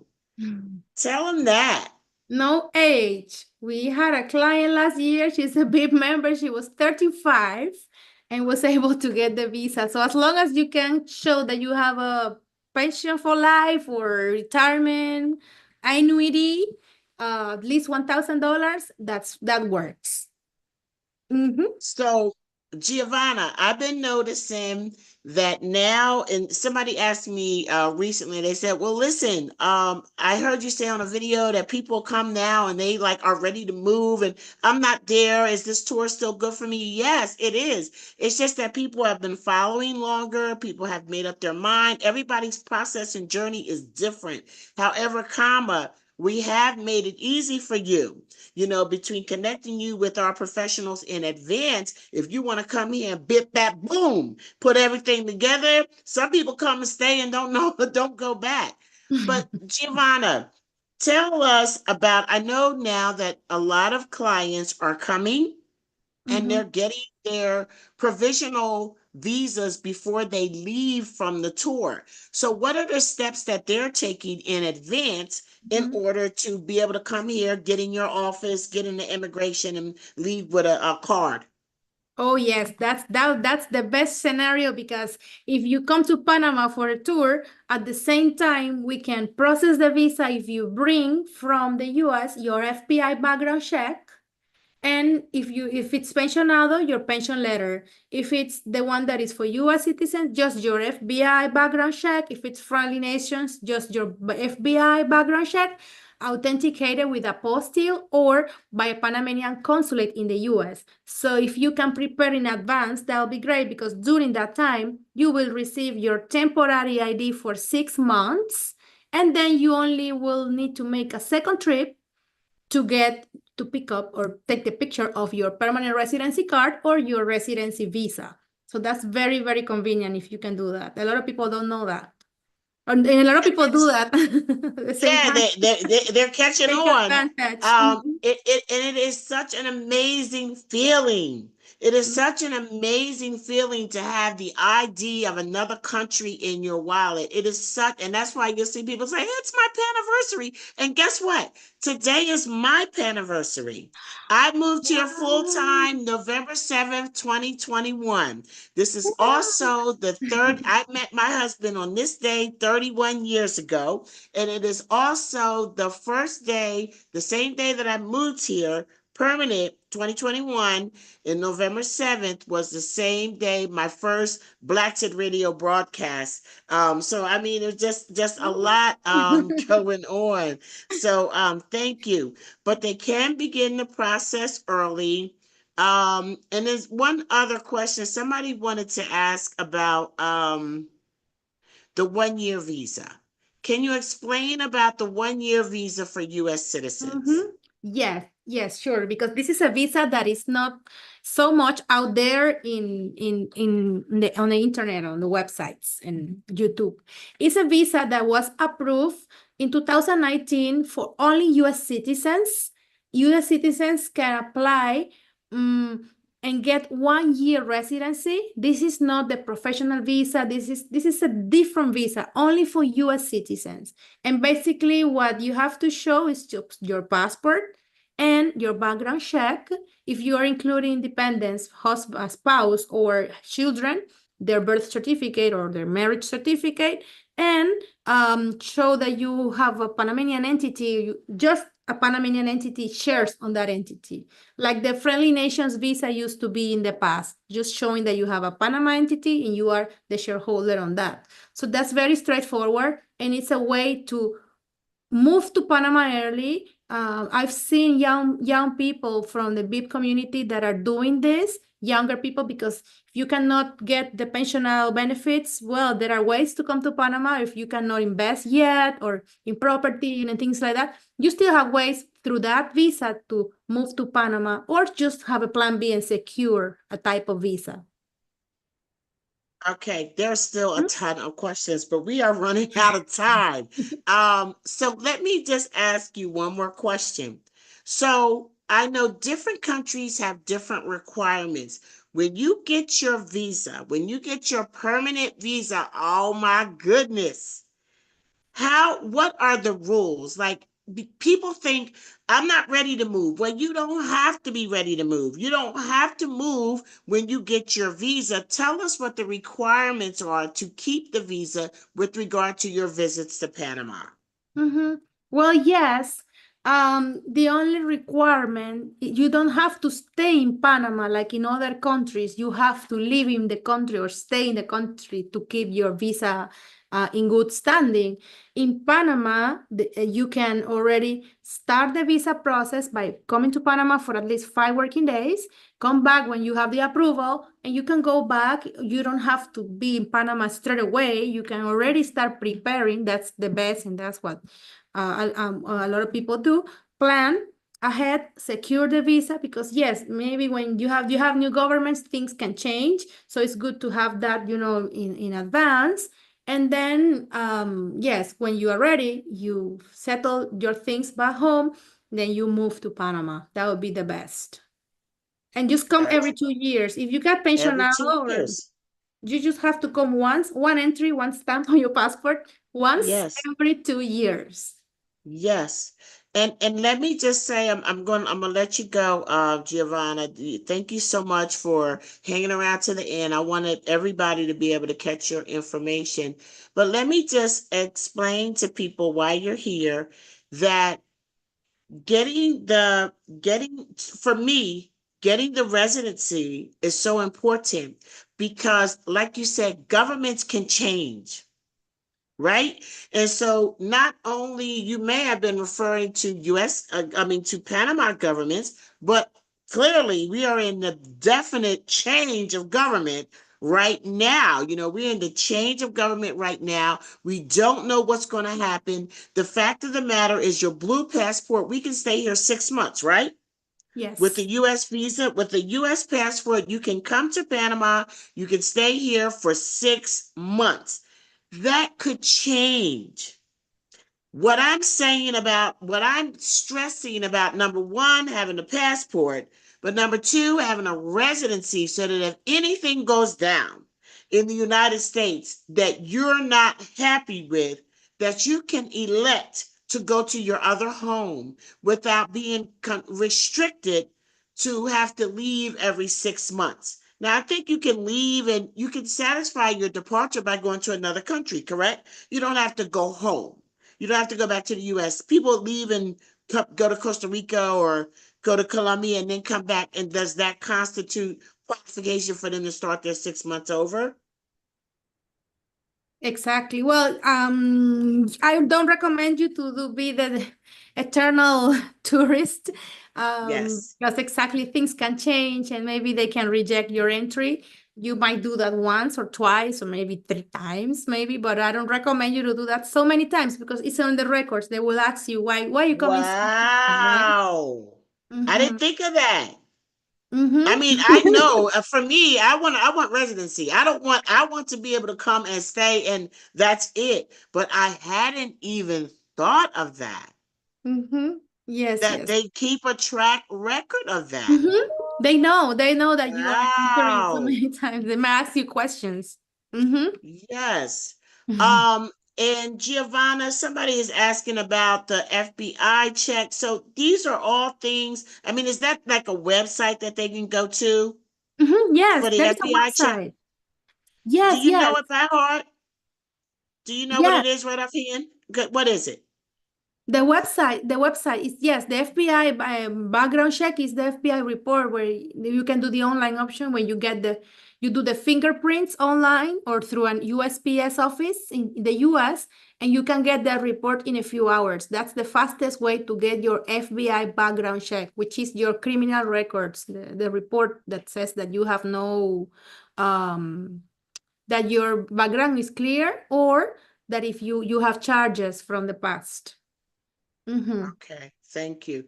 Thank you, my love. And you already told them how to contact you. We will also have, when you go to the content of our video, you'll see her website. You'll see in the comments where you can go directly to the consultation link and get Giovanna. And Giovanna, we're gonna let you go. Thank you for hanging with us. I love you to life, my Thank love. you. And Bye-bye. I'll see you on the first. No, I see you. See Well, I you. won't see you on the 15th, but I'll see you on the first. See you. Gracias. Buenas Gracias. noches. Chao. Okay. All right. Thank you, Miss Giovanna. Okay. Well, I see y'all are hanging in there. I'm so glad. I hope this is some great information for you. Next up, and he is our next to the last professional, saving Mr. T.O. Jolly for last. I think, yeah, he was having some connectivity issues, but he seems to be doing fine. Why is Dr. Duncan still here? Dr. Duncan, go home. But listen, I want you to meet Francisco. Francisco is actually he's like a pretty important guy over at House Hunters Panama, but he loves the Black expats in Panama. Francisco is our lead real estate agent for our real estate team here in Panama. He oversees another individual who specializes in or assists with people that want to buy. And then also we have people who want to rent, which is what a lot of people do very commonly when they come here. Francisco, oh, I like your haircut. Look at you. Ah, Oh, thank you. so good. Thanks. Good evening, Charlotte. First of all, Francisco, go ahead and introduce yourself. thank you. First of all, happy anniversary. That's awesome, right? Great time to be doing this live stream. Yes. And thanks for having me. And as you know, we're very happy to be part of the community of professionals of Black expats in Panama. Mhm. So allow me to introduce myself. First of all, my name is Francisco Solorzano. Pleasure to meet everybody here that's on the live stream. I'm the commercial director of House Hunters Panama, and I am the sales manager for all our master broker developments, which we have 3 as of now that we're working on. Some that you know, Charlotte, right? Nook and Bella Vista, We're doing Mantra in Punta Pacifica, and also Nautilus at the Panama Canal, which we're happy to share more information with. So, who are we? Who is House Hunters Panama? Right. So we've been here in the real estate market for the last 10 years, going on 11 already soon. And basically, we started out doing sales and resales and helping people with resales and people that wanted to buy down here. And what we saw is that we did have a lot of people that were buying as investment. So we also created a property management department to assist people that were looking for an investment here, or that perhaps were looking to relocate to Panama, but they wanted to buy right now and weren't ready to relocate as of yet. So for that, we have our property management service, which can take care of your property and rent it out, make it rentable, or just make sure that it's in good conditions until you're ready to make the move down here. And we also do rentals, of course, to get our clients' properties rented and to help people that want to relocate down here. So that being said, now we're in the master broker part as well. So we offer new developments that are up and coming in Panama City. Some are already in construction, some are brand new and are still in development and in like phase 0, right? So the first price list. So let's talk a little bit about the different scenarios or how you would go about relocating here with the real estate aspect. So rentals, right? We've done lots of rentals for the BEIP community, and basically what we do is that we have a call initially, whoever is interested in relocating here, and we can have a call regardless of what your time frame is. We can go over what you have in mind, what's important to you. Do you like being in a high rise? Are you looking for a house? Do you want to be in the middle of the city, or are you looking for a place a little outside of the city? And we offer rentals all over the city, the beaches, and also Boquete.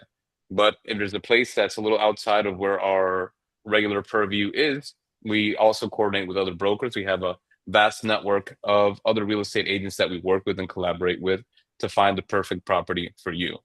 So in the middle of the city, a 1-bedroom property furnished can be anywhere from around $1,000 up to $2,000, right? A 2-bedroom can be anywhere from 1,200, 1,300 and up. And then it just continues up. The sky's the limit, right? So the perfect timing to start your search for a rental is approximately 30, maximum 45 days before you want to make that move. So if you have a date in mind already and you want to relocate over here and you know what that date is, that's the perfect time for you to start looking for the property, around 30 to 45 days before moving down here. Why is that? Because if it's more time and you find a perfect that you totally fall in love with, but you're not going to make the move until about 3 months from now or 6 months from now, there's no way you're going to be able to reserve that unit and get a contract on it, right? Mhm. Property owners would rather wait, even though they love the offer. They would rather wait and see if they get something, another client to rent it sooner. So within 30 to 45 days, it's a perfect time frame to start going over it, looking at the options, and seeing what you like to then make an offer and get that rental. Now, that doesn't mean we can't have a call before that to see what your interests are, to send you some options, talk about neighborhoods, and have you be better informed about what the different options are over here. And then once we get closer to that time frame, we can start looking at actual options for you. Okay. Now, if you've been to Panama before, let's say you come on one of the tours and you've seen the different neighborhoods, and maybe we took some time to go check out some buildings and so you can know different areas, then when you're ready to make that move, we can do this whole process at a distance, so that when you fly down here, you're not going to a hotel, you're going directly to your new rental property. Meaning that once you know the building, what you're interested in, you're familiarized with the areas, and you know what neighborhood you want, then we can start sending you the listings. And like Charlotte mentioned, we have a real estate agent dedicated on the rental side that can then send you options or do a video call with you and go and do a walkthrough in the property. And if you love it, then we start the process of making the offer, and getting that started. So that when you arrive here, you can go directly to your new property. And then once you get closer to that time frame, we can start looking at actual options for you. Okay. Now, if you've been to Panama before, let's say you come on one of the tours and you've seen the different neighborhoods, and maybe we took some time to go check out some buildings and so you can know different areas, then when you're ready to make that move, we can do this whole process at a distance, so that when you fly down here, you're not going to a hotel, you're going directly to your new rental property. Meaning that once you know the building, what you're interested in, you're familiarized with the areas, and you know what neighborhood you want, then we can start sending you the listings. And like Charlotte mentioned, we have a real estate agent dedicated on the rental side that can then send you options or do a video call with you and go and do a walkthrough in the property. And if you love it, then we start the process of making the offer and getting that started. So that when you arrive here, you can go directly to your new property. Or of course, you book a hotel for about a week. While we're down here, you see the options that we already prepared for you, so you can then make a decision, right? And it can be, even though it's ideal 30 to 45 days, if it's an emergency move and you're here, we can find you a great place in about a week. Some of the common questions with rentals is, what are my costs, right? What does it entail? So when you sign a rental agreement, it's typically going to be your first month's rent, 1 month's rent for the security deposit, and sometimes will be an electricity deposit as well. That can be anywhere from $150 to $300. So your security deposit, of course, is refundable at the end. If there was anything that needs to be done, a cleaning or painting a wall, that'll be discounted from the security deposit. And then the electricity deposit is meant to make that more fluid, so they can give it back to you and not wait for the final electricity bill to come out to then release your security deposit. And when that final bill comes out, then they'll deduct it from the electricity deposit and refund the rest. Okay, so that's in general regarding rentals. As far as purchasing a property, we've got different clients with different needs, right? So some clients are buying for investment in general, and they know that eventually, if they need to, as a plan B, they can use that property, right? So they have it rented out, and it's mostly an investment. But there's also clients that they come into it knowing that they're going to want to move eventually, but it's not just now. Maybe there's 2 more years left until they get their retirement, right? And they get to that point. But they want to take advantage of the moment right now, of prices right now, because yes, the market, it usually keeps on going up. So it'll be a little bit more expensive as you wait. So they want to take advantage of the moment, purchase a property, but they're not going to make the move or retire here, relocate, let's say in 2 or 2.5 or 3 years. So for those types of clients and buyers, we have the property management service, which can manage your property for you until you're ready to relocate down here. Cost for that is 10% of the monthly rent, and the rental commission is 1 month's rent for a 1-year rental, which actually reminds me of another point with rentals. There's no fee for you as the end user and the client. We find you the rental property, and the rental commission is paid for by the property owner. So a lot of people ask, like, what's the cost of your service, or what are the fees? Well, to you as the person that's renting, there are 0 fees. And to you as a buyer, there are also 0 fees, because the sales commission is paid for by the seller or the developer. Now, if you want to relocate and buy a property, something that a lot of clients ask is, Francisco, love Panama, been there, went on the tour, got to know everywhere. Like, it's amazing. Love the people. Community is great. It's super safe. It's super nice. Prices are great. However, I don't feel like I can just go in there and buy something. What if I end up not really liking the neighborhood? So something that we do recommend to clients is, it's as easy as doing a 6-month rental somewhere that you think you might like and that might be the right neighborhood for you, or the right area for you. And during that process, if you're liking it, then we can start the process of looking for a property to purchase. I see there's a question there. There's quite a few questions. Talking about, well, first of all, let me just ask you this. What is your recommendation for someone who is coming on the tour and they know they want to rent within the next, say quarter of a year, three months or whatever? Coming in early and getting with a realtor, or staying late and getting with a realtor? I think ideally, since on the tour we visit different neighborhoods and we see different properties and areas, the best way or the most recommendable way to do it would maybe be a couple of days after the tour. So now that you're a little bit more familiarized with the areas, you can say, Right. hey, Francisco, take me back to Avenida Balboa, take me back to Costa del Este. Let's go check out Punta Pacifica, to name some neighborhoods. And even though they're not going to move until, let's say, another 3 months or something, then we can start looking at more options, going in depth into what are the available properties in that area, and then you go back home with a better idea of what it is, and we can start working at a distance and preparing for when you're ready to come down here.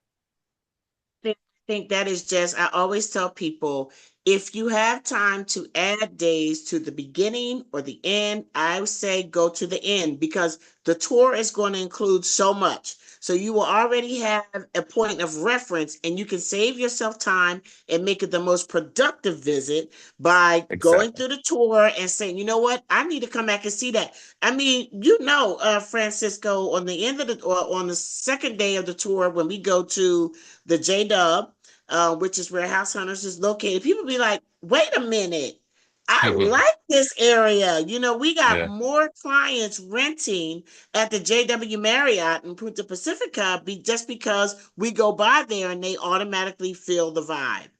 Mm-hmm. So one question that we get a lot too is, do you have to be a resident to rent? That's a great question. And no, you don't have to be a resident to rent. You don't have to be a resident to buy. So it's not linked to residency at all. Now, buying real estate is a great option to getting permanent residency here. Like Giovanna mentioned, there's the Friendly Nations visa with a $200,000 investment. There's a qualified investor visa with a purchase of $300,000 or more in real estate. And that gets you your permanent residency in 45 days after closing the purchase, right? So it's a good vehicle towards it, but there's zero requirements of residency to either purchase or rent. Somebody asked about what the terms are or the duration for rentals. So it's recommendable is 6 months to a year. If you're looking for 3 months or up, that can be found as well. Anything below that, it's better to just do like an Airbnb or find a good hotel, right? Because that'd be considered like short term. So can you do month to month? No. It'll be at least a 3-month rental, but the ideal times are 6 months to a year renewable. How about rent to own? Rent to own is an option as well, right? So usually nobody's really promoting their property as a rent to sell property, right? But it's definitely a discussion that can be had with the property owner. So if this is like what you have in mind and how you want to purchase, you want to do a rental with option to own and buy, then definitely that's something important to speak about first. Let's say in that call where we're going over what your requirements are, your areas, what you need, how many bedrooms, budget, etc. And then if that is the option that you're looking for, then we'll make sure that we let that be known to the property owners so that if there's an offer income, they know that it might be a rent with option to buy. But yes, that's absolutely something that can be done as well. Income and credit approvals for rentals. Okay, How does so that work in Panama? for rentals, it's basically we always do a background check, right? Which is like a compliance review that we always do. And as far as like income, it's just basically like if you have a work letter or if you have a pension and you can just show what your income is, your monthly average income, or some kind of bank statement, then that's enough information to then proceed.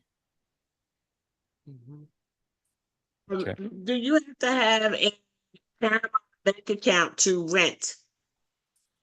No, but it's recommendable, definitely, right? So doing an international wire transfer is sometimes can get a little complicated.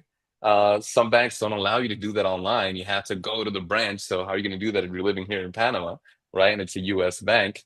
And there's also fees to it, right? So there are international wire transfer fees. So if you're renting a place for $1,100 and you're adding $100 a month on international fees, it doesn't make that much sense. So it's not required. You could do an international wire transfer, but it's highly recommendable that when you're able to open a bank account over here. If it happens to be a property that we manage, right, that because we have several units that we do the property management for, we do have the option to pay with a credit card. There's a 2% charge on that card, but you can pay with a credit or debit card in our offices as well. And that will make it easier on you for not having to open a local bank account. Are Boquete in Panama City area comparably priced? Like you talked about, I think you talked about the city. Mhm. Yeah. City, beach, boquete. Those are kind of like the general and areas that Mhm. most people look for. So are they comparably priced? I mean, you can find things in the city at a similar price that they would be in boquete, for sure. And probably the higher end and range is just a lot higher in the city than in Boquete. So Boquete is curiously a little different, and it's a little more difficult to rent over there because a lot of the properties are being used for short-term rentals. So a long-term rental is a little harder to come by. If Boquete is the place that you have in mind, then there, that 30 to 45 days that I mentioned, we should probably extend it a little more and be flexible with the starting date so that something comes up that's available for a long-term rental, you can just get in on it and close it. I want to say somebody's asking about bank accounts, and yes, when you do a residency, I know when you do a residency with Giovanna, they will help you open up that bank account as part of that service, so you can have that, and it's strongly recommended because having a bank account here in Panama allows you to use their Yappy system, which is similar to our Cash App. But it's directed. It's so the Yappy is just Banco General, right? Yeah, It's Yapi Banco, is Banco General, so it's their online banking platform, and right? it's great because you can do anything from pay your rent, Yes, or spot somebody five with your cell dollars, phone or buy number. a raspado in the street with just a cell phone number. That's right. It's just the cell phone number. Now, is there any other competitor to them? Is there any other one that There's a goes to any couple other from other bank? banks, but they're just Hmm. not that. Um, Prevalent. yeah, exactly. Okay. So Okay. Nyeke is one of those. There's a couple. Okay. Um, Um. I think I see Go ahead. somebody ask for a hotel Hmm. recommendation. Hmm. So I wouldn't say like right now, right here, because it's not going to be one size fits all. Hmm. So happy Right. to set up a Right. call, and depending on your interests and what areas are uh, of more interest to you, then I'll recommend Hmm. a hotel in that area that you can find for sure. Right.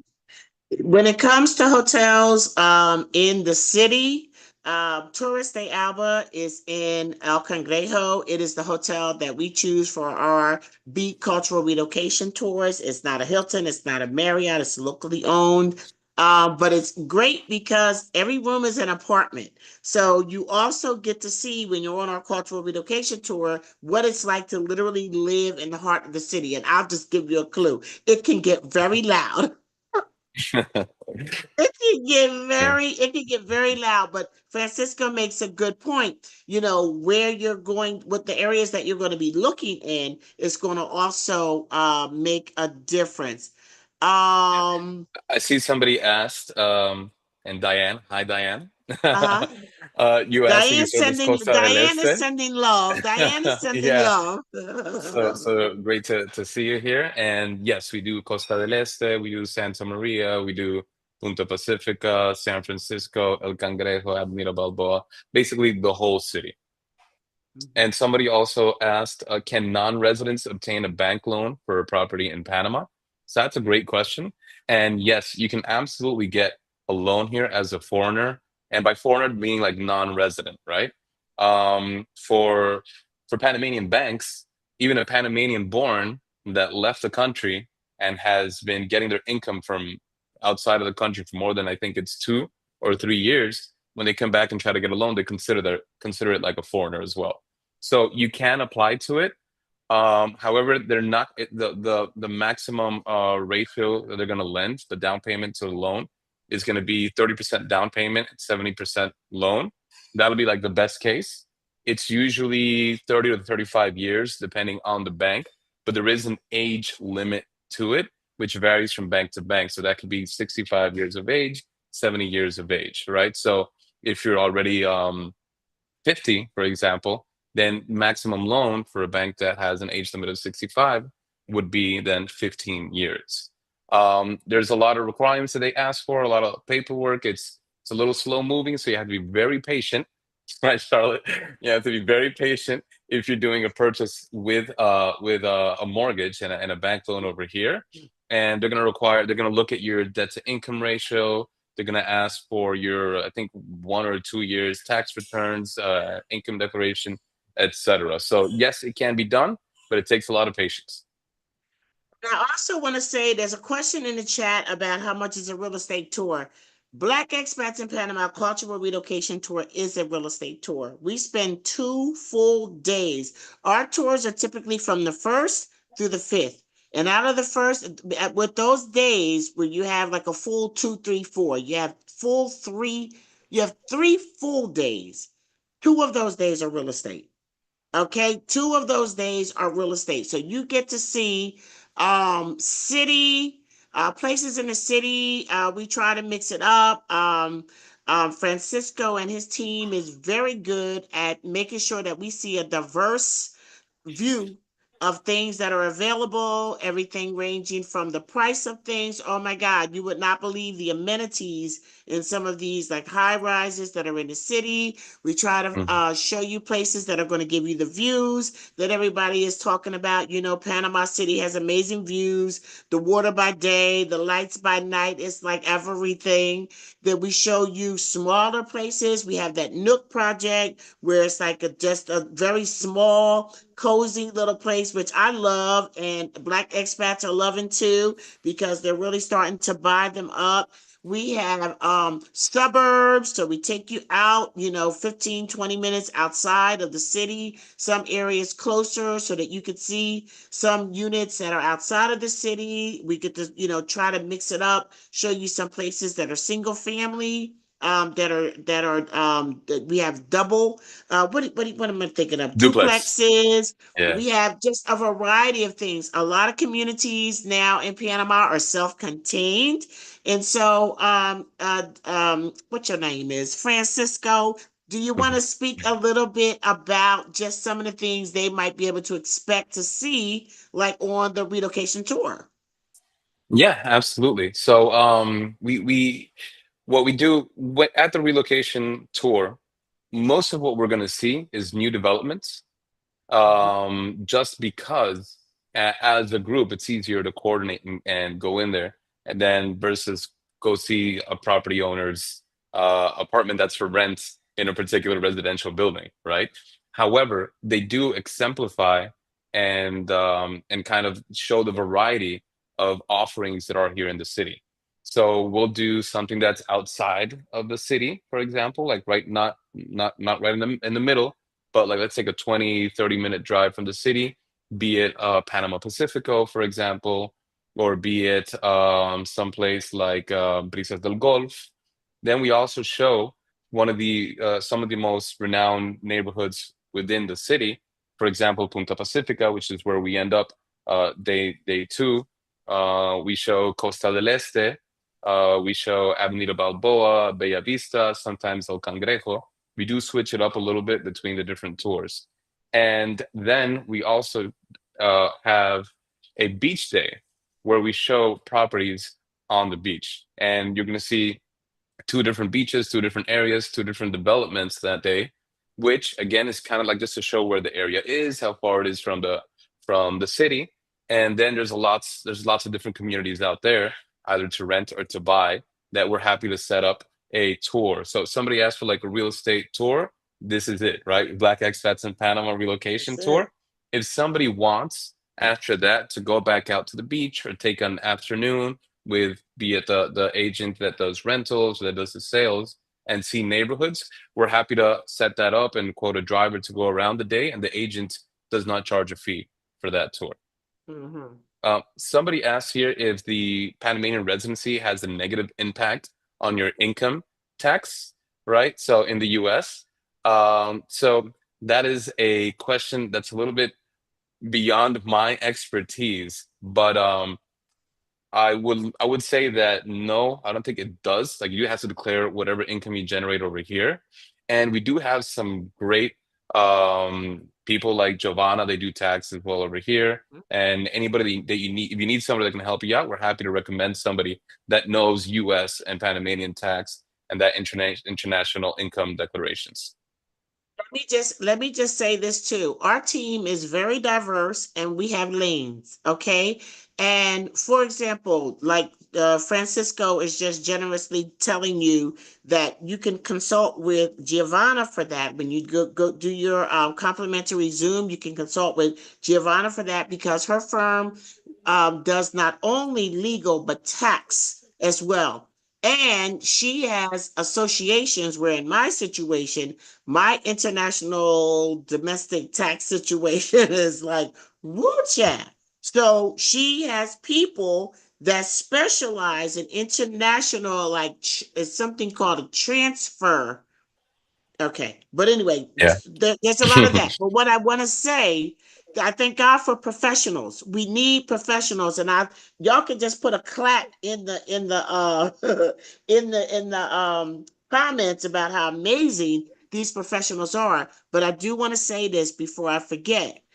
Not only does House Hunters Panama provide us property management for rentals, if you want to rent a property, if you want to be, if you're a landlord and you want to rent a property, or if you are somebody who wants to lease a property, they can help us with that. If you want to buy a property, and they have amazing connections all over Panama City and beyond. In Panama, being here the years that I have, what I've learned is connections are everything.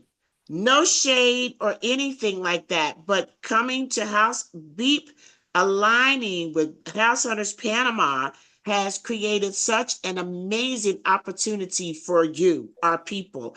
And that's what we continue to do. We work with people who are going to provide the best of service.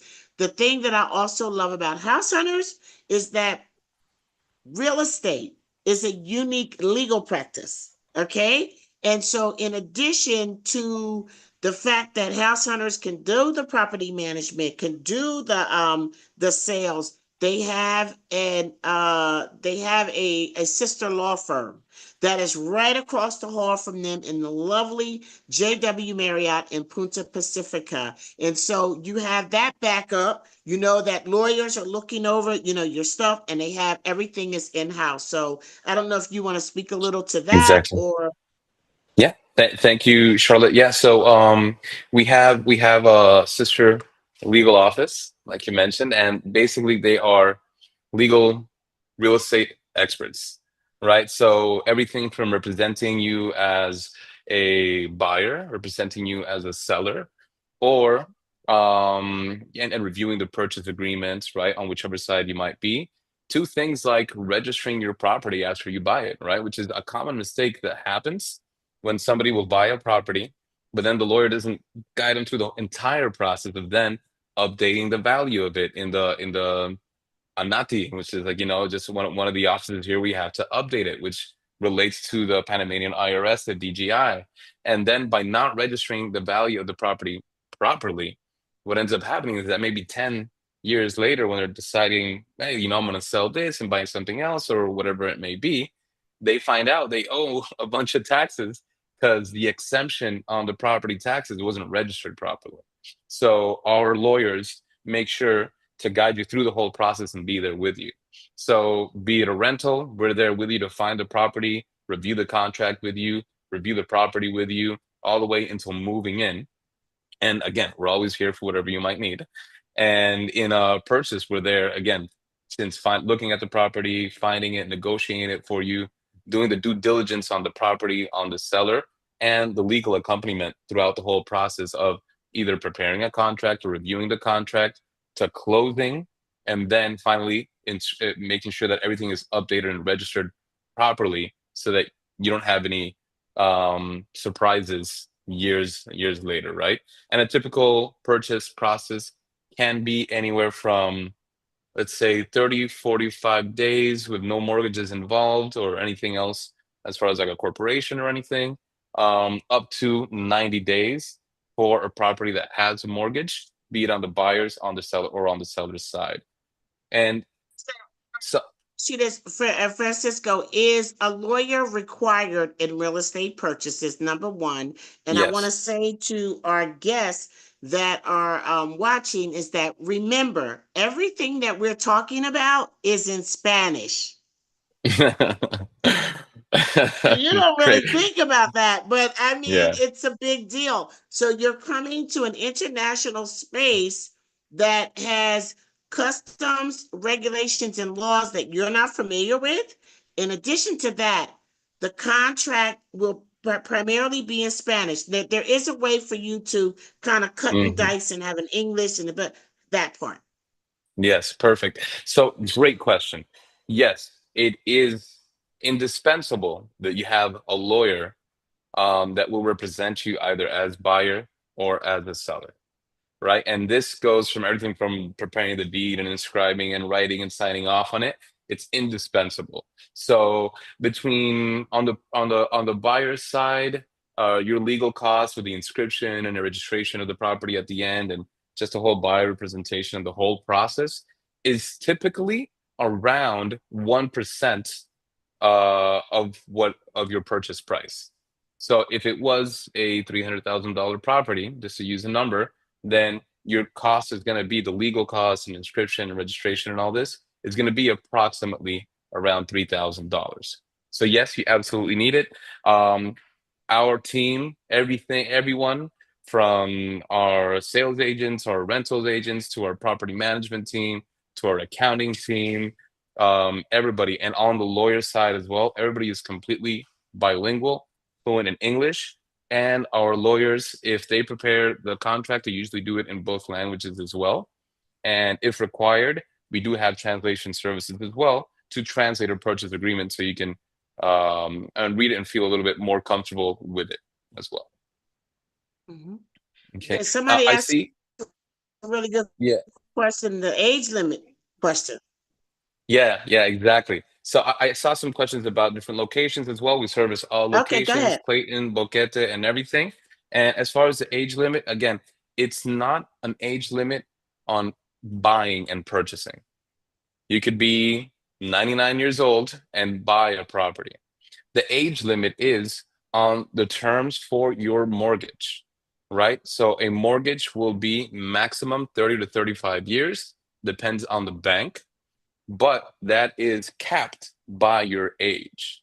So let's say someone that's 35 years old can get a 30-year mortgage.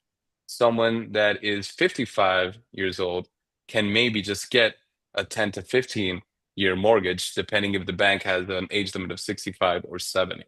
So that means that your mortgage will have to be paid in those years, and your monthly payment will be higher because the term is less.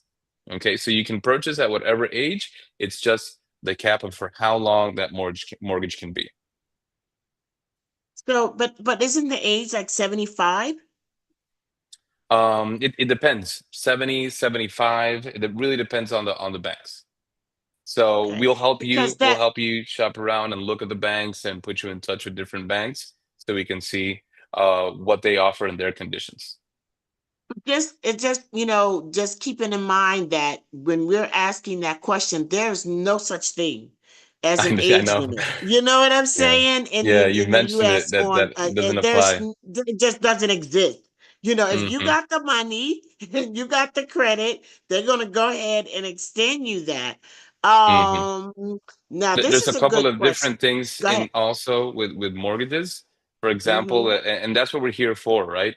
We're here to assist you in every step of the way and let you know about things before, right? So, for example, in a mortgage, a bank will require that you have life insurance for the amount of the loan and the mortgage, right? So that catches people by surprise sometimes, and they will offer their own life insurance policies, but we'll assist you with that, recommend some other ones as well that might be better and that are within that coverage. Just don't let me forget this. Oh, God, I forgot it. Somebody asking about it'll come back to me. Oh, resale. Resale. Somebody asked a really good question. They said, okay, so we come, we purchase the home, and then, we decide we want to live somewhere else. What is the resale game like in Panama City, I guess, or the area? Yeah. Okay. Excellent question. So, let's talk about the cost involved first. So your resale cost will be around, let's say, 10% of your sales price, right? And that's comprised of the real estate commission, which is 5% plus the tax, which is the ICBMS over here. And then you have two different taxes that you pay when you sell, which is a 2% transference tax and a 3% capital gains tax. And I'm not going to go into the details because we can be here for quite some time going over the different ways that could be calculated. But let's just say that in general, that is around 10% cost to sell. Then as far as times, that is very variable, right? So it's not a quick thing to sell a property in resale. So if you're thinking about selling a property, think about at least 6 months to sell that property. And it could be anywhere between 6 months to a year, right? Now, this will vary, of course, from areas, building, and very importantly, the sales price that you choose, right? Because you can price your property at, hey, I'm ready to sell it when somebody's ready to pay for what I'm asking for, right? But then somebody wants to just do a fire sale, you put a according price, and it will cut down on the sales time. So we will help you with that. We do market analysis, comparative market analysis for the pricing, and depending on the times that you have, we'll recommend a pricing strategy as well for you to sell your property. Francisco, we're gonna get ready to let you go. There's a ton of other questions. Maybe you can come back and look at the chat later too. But I wanted you to speak a little bit about best case scenario for foreigners purchasing in Panama. So somebody, they want to come, they like what they see, and I really think you should consider purchasing when you come. Me and my husband, we bought the first house that we saw. We loved it. We bought it 12 years later. I'm still happy. Matter of fact, this month is our 12th anniversary in our home. All right, congratulations. Thank you. It's just so that much to celebrate, okay? But tell us, what is the best case scenario as far as the time that it takes to purchase and the amount of money or whatever? Best case scenario? I mean, like as like the fastest you could do it, right? Yeah. You can potentially I'm thinking the fastest you could do it and the easiest way. Okay. Cash purchase is the easiest way, right? So it's a cash purchase, and preferably that the seller does not have a mortgage on their property either. So a cash purchase is the fastest. It's the best way to negotiate on price as well. And the closing period will be between 30 to 45 days max. So a 30-day closing would be best case scenario. And let's see. So that would be the fastest. Price wise, I do see some questions here. It really depends where you want to be. You need 1 bedroom, 2 bedrooms. But I mean, you can find properties like in Nook, for example, starting at, around 120,000 for a 1 bedroom, 1 bathroom. And you can go and get a penthouse for, $2.5, $3 million. That's a 2-story on the top of a building with a pool, and a private pool. So there's a huge variety. It really depends on what you're looking for. Exactly. That's why it's hard to answer those kind of questions. And it's like when you say a moderate home, that is all very subjective. You know what I mean? It's all very subjective. So, yes. Can you tell us how we go ahead? Go ahead. Sorry, I just saw somebody ask if there's a limit to how long you can be a renter, which I think is an interesting question as well. The answer is no. We've had renters in units that we manage that have been renting with us for 8 years, right? So as long as you're a great tenant paying your rent on time, there's no limit to it. Of course, a property owner could at some point say, hey, maybe this year I'm not going to renew. I'm interested in maybe selling the property or using it, right? But there's no legal limit or limitation. to how long you can be a renter for. Yes. That there go your friend, your friend in the back of you. Okay, so that was a good question, and it was an interesting question. And I thank you so much, Francisco, for coming on the call. There are things that we learn by speaking to you that we just would not know otherwise. And I just cannot ever reiterate enough how important it is to know the law, the lay of the land before you get there. The more Yeah, connected they are with professionals, such as the BEIP tour itself, and the professionals that represent the different areas, the more smooth that transition is going to be when they make their BLAXIT. that's exactly right. And as far as like our socials and everything, if you want to reach out, right? You can follow our Instagram, which talks a lot about properties and just different things and in different neighborhoods, which is househunters.panama on Instagram. And you can reach me by email at francisco@househunterspanama.com, or you can check out our website, which is househunterspanama.com as well. And just let us know you're coming from BEIP community, and I'll be happy to get on a call with you and just assist you in everything. We're really here to help you and be just part of that easy transition. And I've answered every question from like, where do I get my internet to where's a great restaurant to eat, you know? So we're just happy to help you make that transition or relocation as easy and seamless as possible. Mhm. Well, thank you, my brother. I will talk to you tomorrow. If you want to hang out, we're going to be closing up in a few minutes. But thank you so much for being here. I got a lot of claps in the comments when I asked them to respond to the amazing professionals that we presented tonight. So thank you very much for being the amazing you. Thank you. My pleasure, Charlotte. Happy to Say, be here. say your name again. Tell them your name. Francisco Solórzano. Thank you, Yeah. Francisco. Thank you. My pleasure. Okay, Good night. everybody. Goodbye. So it looks like Tio, he was having some connectivity issues. And Tio is our tour guide. And I just wanted to take a moment to tell you how you can be connected with these amazing professionals. They are part of the Black Expats in Panama Cultural Relocation Tour team, and they are at the first night dinner. They're here to help you before, during, and after your tour. They are amazing people. They are hand selected. They are vetted, and they work with and benefit Black expats in Panama. I just want you to know that the people that we work with, we're in collaborations, and the Black expats in Panama definitely, benefits from working with them. I wanted to tell you that Black Expats in Panama Cultural Relocation Tour, it is usually from the 1st of the month to the 5th. And everything is included, from your transportation to the hotel, to hotel accommodations, to, I think you are responsible for 2 dinners, 2 dinners during the time that you're here.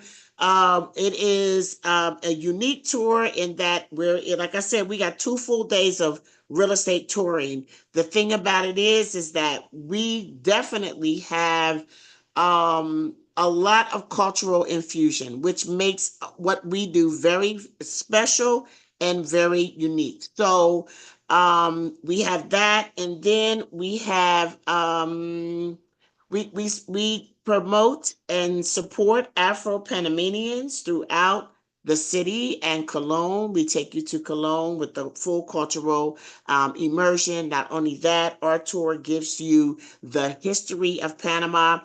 As you're on the bus, it's being explained to you the areas that you're in, how the area has changed over the years, what the expectations are for it going forward, and what your investment would look like. We show you new properties because that's the easiest thing to do, okay? But you get to know how much do things cost in this particular area. how much are new things, what are the amenities, is it a walkable area, and then you get to continue to build your own idea about how you want your life to look. And basically, I just want to kind of close with that. We do cultural relocation tours 9 months out the year. Other tours that we do are specialty tours. I see some people asking about the 60 plus Black women expat tours, and I know you want to come because it is a ridiculous price and a ridiculous offer, but it is like totally, completely sold out. So wait a minute. We got Tio. Tio is coming back. I want you to meet Tio because I want you to see the caliber of tour guide that we have on our tour. Tio Jolly has been in the tour business for more than 20 years. He has been with Black Expats in Panama Cultural Relocation Tour since the beginning. And we have done 32 tours together, BEIP cultural relocation tours and additional tours as well. Tio can tell you everything you need to know about Panama. You can ask whatever questions. The thing about our event, about our tour, is that you can be comfortable to do and say and think and share anything that you want to share. And we make sure that you get the most information. I've seen other tour guides. This tour guide is a guide that you can ask any question to, because Tio is studied and Tio loves sharing his cultural history. Where you at, man? What you doing? Tio. Girl. Oh my goodness. I appreciate you, brother. Look at you.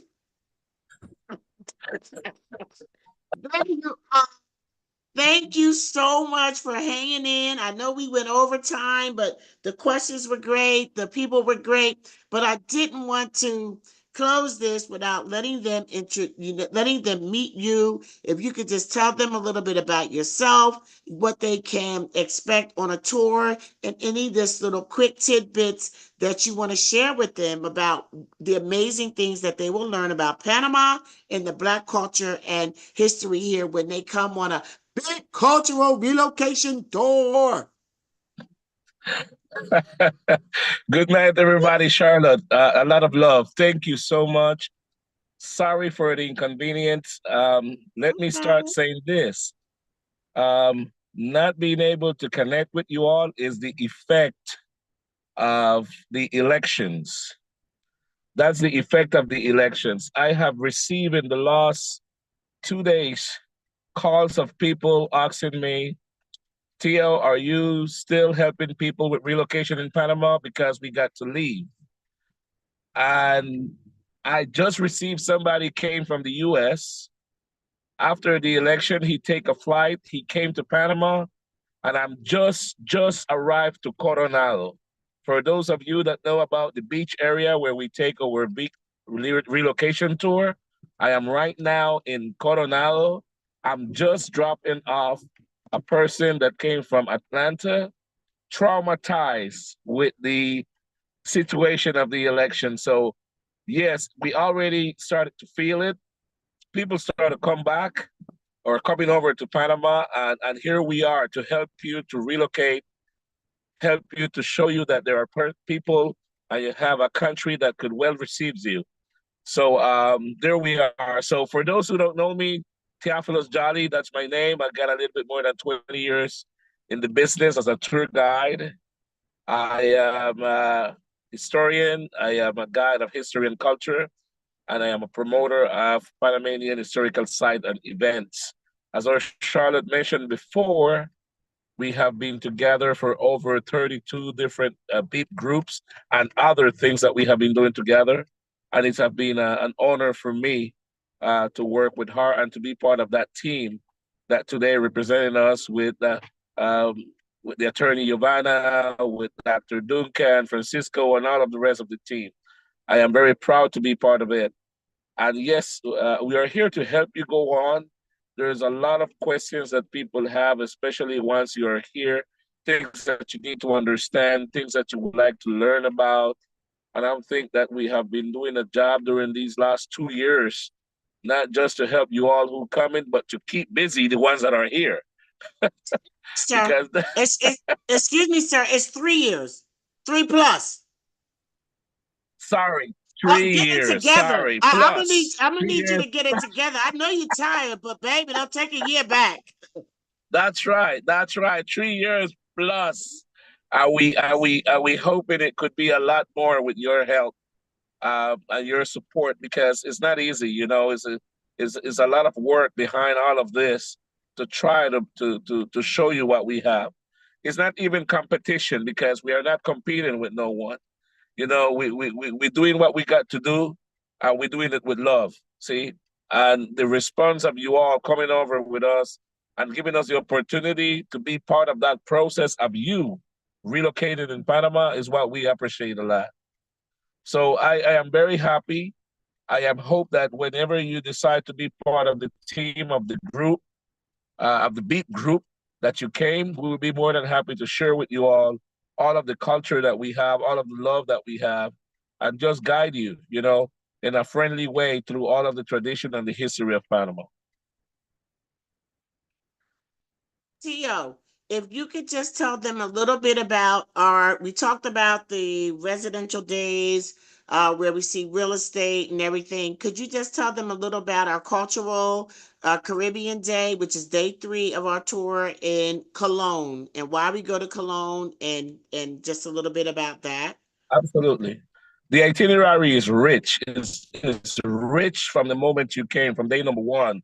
All what we got ready for you is a combination of culture, showing you neighborhood, showing you what you could expect in property matters in those neighborhoods, what they look like, how friendly they are. It's not just seeing the property itself, but seeing Panama. So we can't give you that without show you the cultural part, and that's where we complement it perfectly on the following day when we drive 50 miles to Cologne. And Cologne is always in our heart, in our mind. Cologne is a province that has so much potential to promote it itself. And there's so much things to do in Cologne that we have to show you Cologne. See, Cologne has been going through a transition that some people don't understand. And they try to keep people away from Cologne. And this is where we push hard to keep that tight connection with Cologne. It's not just going to Cologne to see Cologne, but we're trying to take something to Cologne. You see, every single penny that day, the investment that we do in the province of Cologne is so big. Okay, a part of what you have paid already, okay, for that day, the investment that BEEP have left in Cologne that goes straight to the people of Cologne, it make it the most special day, because we are not just talking about the big business guys. We're talking about the guy who's selling coconut. We're talking about the guy who have a little boat that he make his day taking people to the beach. You see, we're talking about everybody that we touch, dancers, restaurants.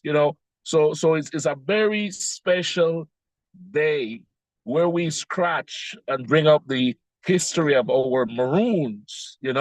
And for me, that's so special because that's the version of our story and diaspora that they never like to say. When we used to be strong, when we used to be, the ones who control our own destiny. And that's the part that we try to show you in the history of Cologne when we visit that coast. It's really, really special when we see the spiritual, traditions of the Black Christ and all what it have around it.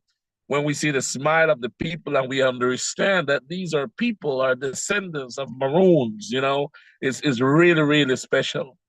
When you come, definitely, we know that you come interested in seeing the relocation part, but what we receive from the cultural day tour is always the best day of all, because it's when we interact with more people and it's when we have the opportunity to see more of Panama itself.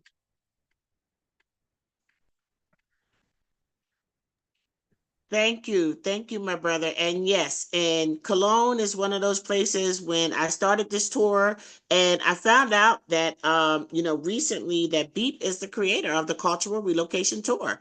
There were cultural tours, there are relocation tours, but the Cultural Relocation Tour, we had to see Cologne. We had to have it explained to us by a Black man, okay, a Black man, and we just happened to have the best in Panama City with Tio Jolly. So we learned so much. People are so connected. Black Expats in Panama Cultural Relocation Tour is the FUBU of tours. Okay, it is for you, by you. It is Black owned and operated, and the experience is so much more than a tour. You know, we make sure that you get to meet other people who are already living here. So it's just just a big thing. Like Tio said, you know, I think that when they come, Tio, they realize that there must be some serious work going on behind the scenes. But just knowing what everything goes into these tours, I don't think a lot of people do. But I thank you Because, for your contributions. no, thank you. And you just mentioned something really special is the people that repeats the tour. Mm. I mean, Yep. that's the tour that people have repeat 3 times, and they even come with friends and they repeat it again. Yep. The way they like it so much, and remember, they always honor me, telling me how great time they have. And I told them it's a challenge for me to come up with new information anytime we have this tour going on, so people don't repeat the same thing. And it's so nice that we have seen faces 2 and 3 times. You know, during these 3 years, people repeat the tour. People that already staying here, they repeat the tour. People that come special to coincide in that day. The relocation Yes. cultural day tour is definitely one of the highlights that you should never miss of what we offer here. Well, you know, in addition to that, Tio, I mean, think about it. We've had people repeat the BEIP Cultural Relocation Tour. That's right. And That's so, right. you know,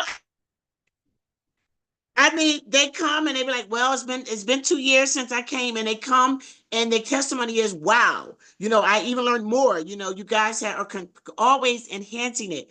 Let me tell you something else. Some people are asking about the price of the tour. The price is $1,750 for a double occupancy, which means if you and your friend come and you want to stay in the same unit together, or if you want to pay $1,750 for a double occupancy and be partnered with a roommate, an appropriate roommate, it's $1,750. The single private room is an additional $250. Okay, and that means that the entire tour you have your own apartment. Every room at the hotel we stay at is an apartment. The other thing that I want to say is that we have in anticipation and seeing that people were going to be wanting to move and have a bit of urgency to it, we have left our 2024 prices for tours in 2025. That is going to be changing soon. So if you're thinking about a BEIP cultural relocation tour, now is the time to book, because I'm going to give it a little bit more time, because I want y'all to come. I want you to know that there is just options. Not saying you have to live here, you have to move here, but you will want to, believe me. But at the end of the day, to experience the options. I think, Tio, the other thing that about the cultural relocation tour is that we have a mission, and we want to expose the Black culture of Panama and the amazing opportunities and benefits of living here with as many people as we can. So we could charge a lot more for our tour, but we don't. Okay, because we want to make sure that even the person on moderate income knows that they have an option. We have options, and Black Expats in Panama Cultural Relocation Tour is one of them. Like I said, you've met all the professionals. Now you've met Tio. Thank you, brother, for being able to come Thank you for waiting. back on.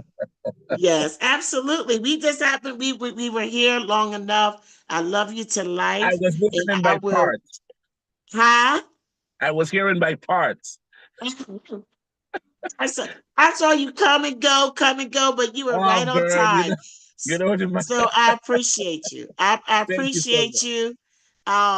Give my love to Kamima, and I will talk to you later. I'm about to let these people go to bed. They still Okay, hanging okay, on, thank y'all. I'm you. loving y'all. Okay, love you, bro. I'll talk to you later. Bye-bye. Thank you. Okay, bye-bye. Okay, everybody. Well, I hope that this has been helpful to you. If you're in the United States and you want to stay and fight, more power to you. I think it's a good thing. But what I want you to know is that you don't have to. There are people who are, retiring early. Baby, people looking at their retirement and saying, well, you know what? Look at here. If I stay another 2 years, I'm going to get another $300 a month in my retirement. What if I want to take that 2 and 3 years and live in a place that's more affordable than most places in the United States? Let's be clear. Panama is not the least expensive place for you to live in Central or South America, okay? But Panama offers a lot. When you see the infrastructure, I think that one of the biggest complaints that North Americans have about Panama is the trash. And I think that Panama could do better, because there are some areas where pollution is an issue. But it's not all areas. And I guess, I think some people be like, well, y'all that's living out in these other countries try to act like everything is everything and it's all perfect. And I don't think it's intentional. Please don't look at it that way. I think that what we're doing is we are looking at our life as a whole. Like Dr. Duncan said, he looks at your health as a whole. And when you look at your life as a whole and you see the peace that you get here, I have had better. Oh my God, y'all, my business is amazing here. And I want to thank each and every one of you for that. But just even the love and the support that I get in Panama, not necessarily from all Black people, but from everybody here. Okay. It's just something that I've never experienced in the US. And I'm not saying that Panama is perfect, but what I am saying is that it's so good for me. It is so good for me. And so the things that are less than perfect, they just really don't, take up a lot of time in my mind because I know that I am living the best life that I have ever lived here. And I'm always open to new things. I want another residency. One is not enough. I want to rack them up. But Panama is an amazing BLAXIT choice for a lot of us. And I just wanted you to know what kind of, what the ins and outs were, the nuts and bolts, get the questions answered that really matter because you need to know. Information is power. And that's what I'm trying to bring to you. With that said, y'all, I don't care. Y'all know. If I feel it, I feel it. And I'm just grateful. I'm grateful. And I'm praying for my family and our brothers and sisters in the United States. I'm not doing no political thing on here. Even with the group, I'm very reserved when it comes to political stuff because ain't no need us fighting each other over no dumb shit. Okay. At the end of the day, but I was just checking out a conversation with Black people talking about how they get ready to make all this money because 45 is getting ready to be in office. And I thought to myself, wow, all they talked about was the money. So I guess Donald Trump represents making more money for some people. But at the end of the day, at the expense of what? At the expense of our brothers dying in the streets?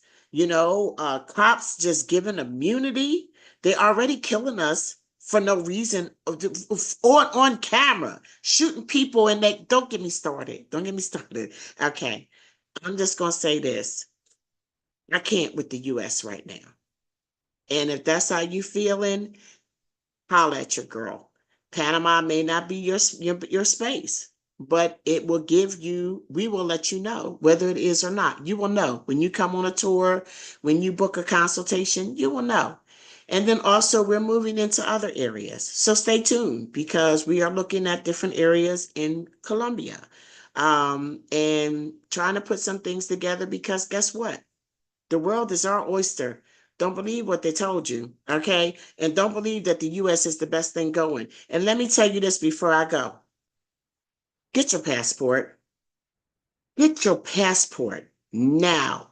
Do not wait until January to start applying for your passport. Get your passport now. Anybody that you love, that you want to roll with you, if you have to leave the United States, and we don't know what's going to happen there, because if the same party is controlling all of the branches of government, it sounds like a right possibility for a dictator to come and take over. I've heard people say, we can fix this in 4 years. How do you know? Shh. Donald Trump is about to be president again. A man that cannot put a sentence together is about to be president of the United States, not once, but twice. So if you think that you know what's happening next, I believe that you are deceiving your own self. I'm not saying you got to leave the United States today, but I'm saying get your house in order. I'm saying have an option. Don't make it so you come to Panama and you coming in and out, or because you got a 6-month visa. Go somewhere, get yourself a permanent legal residency, so that if you need to give the U.S. a timeout, baby, you got options. All right. Thank y'all for being on the call. Don't forget, we have an amazing BEIP B2B network forum that's going to have everything from labor laws. We got attorneys coming. We got AI experts. We got marketing experts. If you come into Panama, you need to get with the BEIP B2B network to understand how we can create synergistic relationships with each other. We can do some stuff here that unfortunately, we're not trying to do together in the States. We can make a difference. We can create legacy, y'all. My granddaughters know Nana and Papa, they got places in other countries. Oh, I let them know. I let them know. When they come on a cultural relocation tour, they ain't going to be scared to invest internationally. We have missed so many opportunities because we have been unexposed and just not seeing enough people doing what we're doing today. But baby, when I tell you, we is out here in these international streets, do you understand? We is making moves, and we are getting the love and the respect and the peace that we deserve. I said what I said. So come on out to the B2B forum, How to Win a Business in Panama. It is at an introductory price that you don't want to pass up. $40 don't even halfway cover the meal. And we got speakers all day long for you. Okay, it's going to be amazing. Come out to the B2B network meetup on November 13th at the Global Hotel. We have the BEIP B2B network meet up every second Wednesday at the Global Hotel. We have the Welcome Wednesday every third Wednesday at the Daiquiri 23 Event Center, which is owned and operated by Black expats in Panama and an Afro Panamanian sister. We have fourth Sunday, we have Cafe and Conversation, because we got to do better. We have to try to learn the language. You don't want to miss having friends in your new home because you can't speak to them. Okay, and you want to know how to be at least conversational when you come. So we just create a fun atmosphere where we can practice speaking Spanish, and we invite our Panamanian sisters and brothers and other foreigners who come here speaking Spanish who want more help speaking English. We invite y'all too. It's like a let's just do it thing. Okay, so we have events that we have every month that make it easy for Black expats to just fall into a family. We are here for you. We create these events so that you're safe. The women, the people that are driving this BLAXIT movement are women over 60. Black women over 60 is doing the dang thing. Okay, and I don't have no more tickets for my 60 plus tour, but y'all can come on my cultural relocation tour any day. Gotta go. Thank y'all for your patience. Oh my God, I can't believe y'all are still here. I love you. I love you. I love you. and there's just nothing you can do about it. This is your girl, Charlotte Van Horn, thanking you for just being a part of this discussion. And contact me at info@Black Expats in Panama or anywhere on social media if you have questions that I may not have been able to get to tonight. Okay. All right, y'all. Have a good night. Thank you. And it's going to be all right. Thank you for Miss Courtney Leak for helping us to kind of sort out some of those grief feelings. We got this. We got this. We gonna make lemonade out of lemons. Bye.